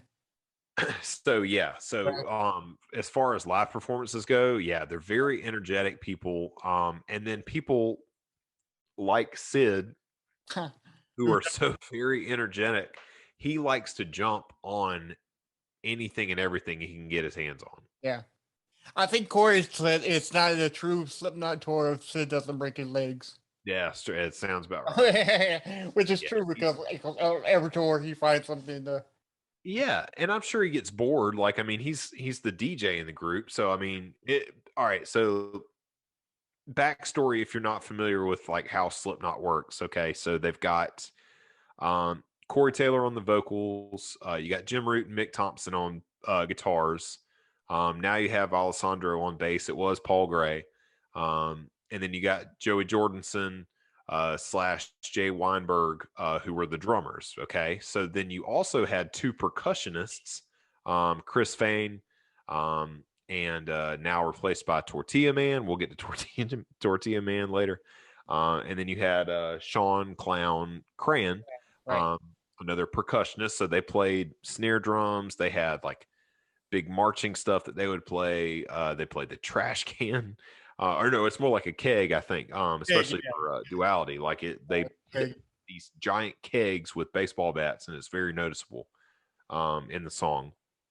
And then you had Sid as the DJ on the turntables, but then you have Spiky Face here, Craig Jones, who does sampling. So if you're not familiar with the sampling is, it's basically just all the background music for their sets and their songs or whatever. So like he just it's watching them live, it's really funny because the guy is very quiet. Nobody knows a whole lot about Craig Jones. Nobody knows what he sounds like. Nobody knows what he doesn't do interviews. Nobody really knows what he looks like either. So he's been this mysterious figure within the band for all these years, but it's funny because he sits in front of this little tiny, like little board, and he just headbangs the whole time. Like, and that's it. But yeah, I'm sure that Sid, he's more involved and he has more like parts that you can kind of pick out. But I'm sure he gets bored and he's like, hey, I'm going to go jump on this thing because Clown and Chris, they were always on these big like risers and they would go up in the air and they'd spin around and they're just hanging off of them and they're beating the kegs with the baseball bats and it was just wild to watch. And he's like, I want in on that. And one of the best like performances I've ever seen of them, they went on Jimmy Kimmel Live right whenever Subliminal Verses came out. And they played The Blister Exists. And it is like one of the coolest things because first off, there's 9 people, right, in the band. So they're on this tiny little stage and they're playing this song. And it's such a song that this song involves like everybody in the band. So it's a cool little showcase for everybody. Right. Clown and Chris came out with like the marching snare break down and everything, but like Sid is jumping all over the place and he's headbanging everywhere. I've got to send you that video, man. It's so cool. I love watching it. But yeah, obviously I love this band like a ton. Yeah. But Great. let's get to some really sad and depressing things, shall we? Um let's I'm gonna pull up this picture here for everybody to see because they're not featured in that last picture that we had up here. But if you're watching on the YouTube channel right now, this is Paul Gray and Joey Jordison, bassist and drummer for Slipknot, who have both of them have passed away now. In 2010, Gray was planning to tour with the supergroup Hail, but on May 24th of 2010, he was found dead in Urbandale, Iowa, in an Urbandale, Iowa hotel room. Circumstances surrounding his death at the time were not immediately known, but then later an autopsy suspected that his death was not intentional, but then did not reveal the cause.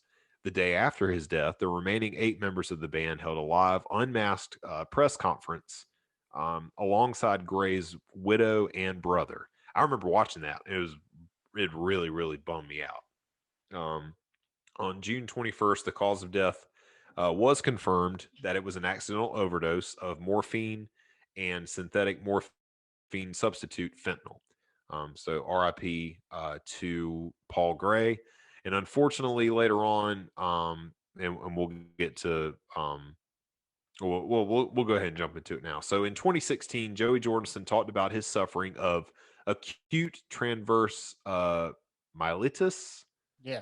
Yeah. In a Metal Hammer interview. Its symptoms started in 2010 while touring with the Murder Dolls, as we mentioned in our previous Horror Punk Part 2 episode. But the disease was diagnosed long after. This progressed to the loss of use of his left leg. Unfortunately, that really does a number on your drumming. The neurological disease had temporarily cost him the use of his legs and caused him to be unable to play the drums before rehabilitation. He later recovered with the aid of medical help and intensive work in the gym. Nice. Yep. But and then unfortunately on July 27 of 2021 this year, Jordison's family announced that he had died in his sleep on the day before, the 26th, at the very young age of 46. So yeah, Mm. definitely not the same without those guys in the band. But I still love the stuff that they're doing now. But you could just hear the influence from Joey and from Paul, especially Joey. His drumming was just so unique, and Jay does a great job. I love Jay Weinberg, I really do. But there was something special about Joey Jordison's playing. Yeah, yeah, that's true. But And he's played in so many other bands too, because yeah, I I remember he was playing with Korn. he filled in and played with Korn for a while. Rob Zombie. Well, Jonathan Davis of Korn said that he played way too fast for them. Just Slow continue, down, but yeah, right, yeah, it's like slow down, dude. slow down, pump the But George brakes, says, nope, brother. you wanted me, here you got me. I'm playing this. Yeah. Yeah, so yeah, Well, let's talk about Chris Fiend. He's still around. It's a weird thing with him, man. Um the other percussionist alongside of Clown, that is no longer in the band. yeah, that's weird, dude. I really don't understand this, to be honest with you. Yeah, so it's a weird situation. So on March 14th of 2019, Chris Fain filed a lawsuit against the band, citing payment being held back.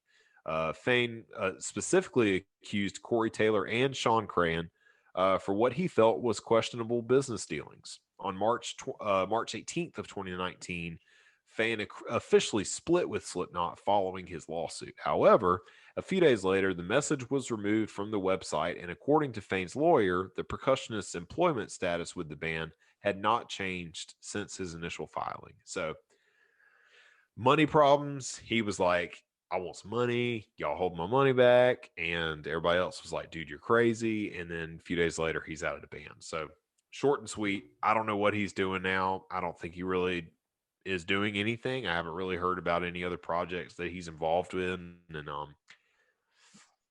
to be honest, if he Oh, joins another band, I don't know if he's going to be as successful as he was with Slipknot. So well, I would say this. When I heard that, I thought that was like a gimmick kind of thing, because you know how bands do that, right, to get their music out, because yeah, I think they were recording some kind of album. I think they were recording um, "We Are Not Your Kind," right? they were in the early stages. Yeah, it was the early stages of "We Are Not Your Kind." A lot of people thought this was a ploy to get people to listen to and buy "We Are Not Your Kind," but Right. apparently this was 100% true, and so. Yeah. But yeah, so we got no, three new members New of members to the talk band. about. Yes, so let's talk about them.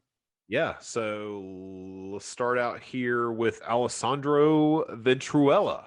That guy looks Um, like he works out hardcore style. yeah, he's a Hardcore, big look at dude. him. Yeah, He's a big dude. He plays an interesting looking bass too. There's no headstock on it. right. It's Yeah, just yeah. it's unique looking. But and usually I had a picture in our show notes.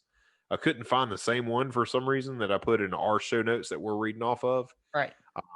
But yeah, like his guitar, his bass usually like lights up. Oh Uh, wow. yeah, it's really cool.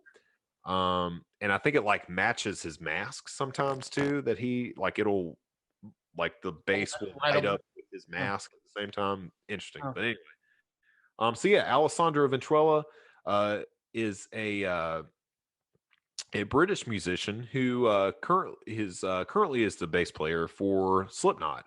He previously has served as a lead guitarist for Crocodile and Cry for Silence. Earlier in his career, he was the touring guitar tech for Mastodon's Brent Hines, Coheed and Cambria, Architects, and Fight Star.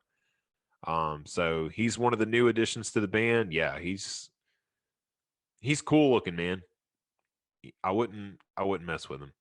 no, no. No, not at all. Hell, I wouldn't miss Windman Coughlin, Yeah, so then we have Jay Weinberg. This guy's really cool. I love his drum videos on Instagram, man. He's a magnificent drummer. Right. Jay Weinberg is an American musician and drummer for the band Slipknot. He's the son. This is cool. He is the son for the American drummer Max Weinberg, who he has played with the American punk rock band Reveling, and toured in 2009 as drummer with Bruce Springsteen's E Street Band, substituting for his father. So yeah, Max Weinberg, longtime drummer for Bruce Springsteen. Yeah. During 2010, he was briefly the drummer for Madball, a really great hardcore band. During 2011 and 2012, Weinberg played with Against Me, a wonderful punk band. And then in 2014, Weinberg replaced Joey Jordison as the drummer for Slipknot. And I'm going to pull up this picture too, because this is just really cool. And this circulated again the other day on the internet. But on YouTube, if you're watching us right now, on this upper picture, to the left, this is a very young Jay Weinberg in Right. a Corey Taylor mask with his dad, Max Weinberg, right here in the middle, and then Jim Root, guitarist Jim Root, number 4. Right. On this bottom picture, this is Jay Weinberg. They're recreating the picture on the top. This is Jay Weinberg after he joined Slipknot with his dad, Max, and Jim Root, again in the same location. So pretty crazy, man. You get a longtime fan who ends up joining the band at some point. So, I mean, he was over the moon when they oh, dude, I can't even imagine what that phone call was like. I mean, to play for your favorite band of all time. Come on now. That's right. So All right, now we're going to talk about Tortilla Man. So this is Tortilla Man. He was all right, Michael Pfaff, also known as the New Guy or Tortilla Man, is Slipknot's newest member. He replaced Chris Fain on percussion, who left the band in March of 2019, as we mentioned before. He was known for being the keyboard player for Sean Crayon's other band, Dirty Little Rabbits, before joining Slipknot, with the two being introduced to each other by the DJ, Sid Wilson. After longtime percussionist Chris Fain was fired from the band, Michael was brought in to replace him. The exact details of him joining are unknown as of this recording, but may have something else coming out later. But it can be assumed that he joined due to his contacts with Sean and Sid. Like other members, Jay Weinberg and Alex Venturella, and his identity was kept a secret due to him only being a touring member at the time. Excuse me. He was nicknamed the Tortilla Man by fans due to the texture of his mask looking similar to a tortilla. However, fans of the website Reddit were able to later identify him as Michael Pfaff by the way that he moves on stage, his height, and due to the fact that he is bald. So you can't tell from this mask, but yes, he's bald. So undoubtedly, internet sleuths have done it again. And there you go. I like his mask. It's really creepy looking, but yes, it does look like a giant just tortilla wrapped around his face with the eyes cut out. I wonder what his mask is going to be on his new record. Oh, and speaking of the new record, Corey said that I think he said that they're like 80% or 85% done with the new record. Yeah. So almost done. Speculation time. And they're going to release the new song next month. Yeah, I can't wait to hear that, man. It's gonna be good. They never disappoint. I'm telling you, I've never been disappointed by their music. Every album's been great. Right. So I'm speculation time for the mask predictions. If Tortilla Man makes a comeback with his mask, what do you think? What food item would you put it? Would you say he would go to? What food item? Yeah, what do you think? What food item do you think would make a good mask? Chili. Okay. Chili. Just a big giant bowl of chili. Just big giant, yeah. Just yeah. Googly eyes. Yeah, right. Yeah, okay, I'm there. Yeah. You there with it? Yeah. How about you? Yeah, that's good. All right. You remember the old Gushers commercials, where you like the kids would eat Gushers and their head would turn like a watermelon or a thing of like blueberries or whatever. And then blow up. Yeah, that would be cool. I would love to see that. Yeah, and I was always disappointed because when I would eat Gushers, I never had those side effects. So. Right. Anyway, so James, what did we learn here today in this special episode, our special Halloween episode with costume bands? I'll tell you what I learned. I think getting out there and kind of what we alluded to before, when you create music, you can be a great musical artist, and if you don't necessarily have to have a incredible stage presence and costumes and all that and pyrotechnics and whatever, but man, it is just so great when you take someone who is so musically talented and give them something like a backstory. Let's create a whole mythology for our superhero characters that we got. Or you talk about Slipknot and their masks and their it being kind of like a middle finger to the record company and the music industry of like, we're a product. We literally have numbers like a product. We all dress the same way because that's how you want us to dress. But we need some individuality, but while still retaining our secret lives and our personal identities. So, I think especially for this time of year, I think it's really fun whenever bands dress up like other bands for special Halloween shows, right? Right. And we didn't even talk about Ice Nine Kills, but they don't really. I mean, they wear costumes and stuff, but they're not really a masked band. But they're not a masked band. But they do a great job of bringing in like the horror movie elements to all their songs and things like that. But yeah. What about you? What did you take from this episode today? I think. Okay. So many fans are like, why are you doing a mask when there are so many other masked bands? I don't think there are so many masked bands. I think that's a unique factor in the musical industry. Because Mushroomhead, Guar, Slipknot, kissing their makeup. I think it's a very good marketing system because it makes you want to go see what it actually looks like. Right. Because you can look at the picture and like, oh, okay, yeah, that's Corey.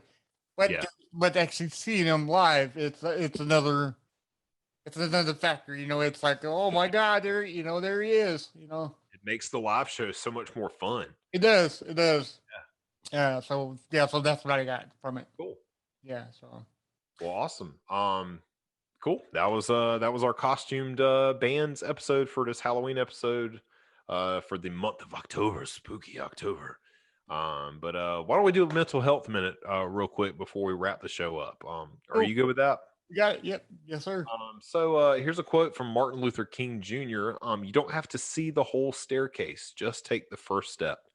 So think of something in your life that you want to improve and figure out what you can do to take a step in that right direction, no Ooh. matter what it is.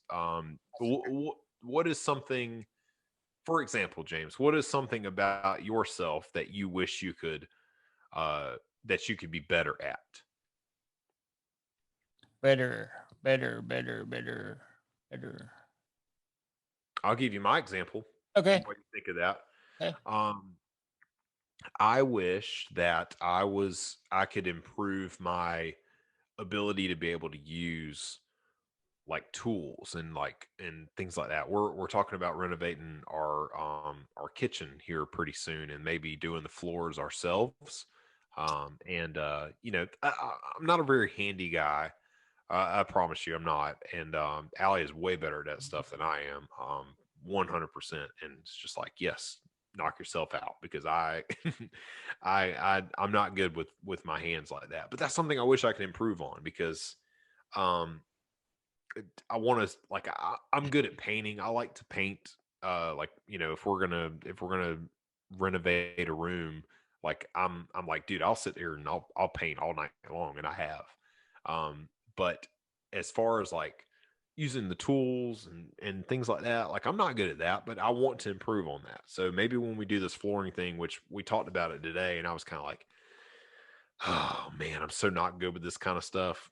Right. But hey, it might turn out better than I'm anticipating, me doing it on my own. So that's something I would like to improve on. I guess if I had to pick one thing, I would like to be able to play the guitar more. Okay, yeah. Because on this podcast I told you that I played when I was like teenager.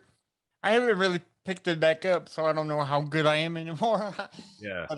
But there's a guitar shop right near me that I need to go check out and how much their guitars are. Yeah. Maybe Cool. become as notoriety as you are on the TikTok channel. Dude, Maybe anything is possible. Oh yeah. Point proven with that thing. Welcome to When Words Fail Music Speak starring Yeah. Blake Mosley. Yeah. The face of the company. No. We're in trouble. Oh, no. Yeah. So once again, me and Brosley would like to thank you all for listening to this amazing and entertaining episode. This is a long one. This is a 2-hour episode. 2 hours, like 8 minutes. We're over the 2-hour mark. Yeah. So thank you for listening to the show today. Be sure to share the show. That's hard to say. With your friends, families, dog, cats, gerbils, hamsters, you name it. Share it with. Preferably anybody with thumbs that can give us some good reviews and 5 stars. Right. And animals are cool. They have, I get it, but yeah, preferably some people with thumbs. Right. Yeah. And be sure to rate and review our podcast with 5 stars and leave us a review so we can see how well we are doing, or if not, you can tell us that too. Yeah, it's okay if you're wrong. The best way to stay up to date with us is by following on our social medias, limited to, but including Instagram at Words Fail Podcast, Facebook at WWFMS Podcast, Twitter at When Words Fail MS. You can always email us at whenwordsfailpodcast@gmail.com. We're on YouTube where you can see this lovely episode right here. YouTube.com/whenwordsfailmusicspeaks. We are on TikTok at when Words Fail, Music Speaks, and of course the website when Words Fail, MusicSpeaks.com. And we will leave the link in our notes for the merchandise, and we just showed at the beginning of the show. Think of masks, not Slipknot masks, but I mean masks for this COVID stuff. We can't Uh, afford those. right. We got a mask, we got shirts, we got uh, baby clothes, and we have computer bags. Yeah. So check it out.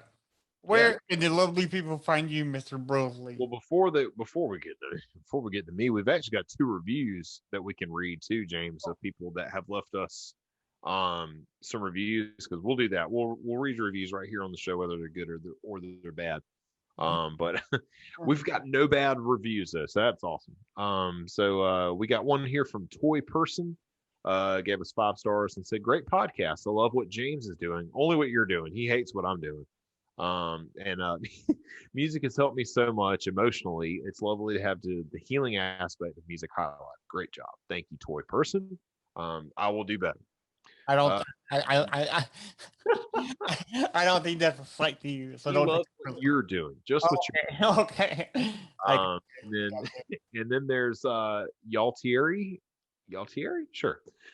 Said it's such a great podcast, great content, easy to listen to, and highly recommended. So thank you so much to both of you for your reviews.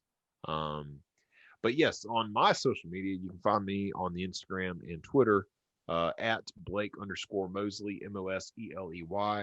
I'm also on the YouTube with some drum playthroughs that I'm doing at church right now. YouTube.com/Mosley with 3 Y's, Moseleyy. And I guess I'm on the TikTok as well, with no follow up to my my TikTok debut. I have no follow up right now, but maybe one day. 21.7 thousand. You need to do something with. I don't know what's. Yeah, I'll have to follow that up with something. I'll eventually get there, but you can follow me on TikTok too, at Blake Brosley. But yeah, sources for this episode come from Wikipedia, Loudwire.com, Phantom.com, Kerrang, and MentalFloss.com. We do not we do not own any of the music used in this episode, and no copyright infringement is intended. Please don't sue us. I promise you, we don't have the money to pay the lawyer. We do not. We don't know the music. Don't come after us. But anyway, so thank you guys again for listening to this another special Halloween episode for our month of October. A little bit longer. Thank you for sticking with us if you're still at the here with us at the end of the episode. But as always, just remember that when words fail, music speaks. We'll see you guys later. All right. Thank y'all. Bye.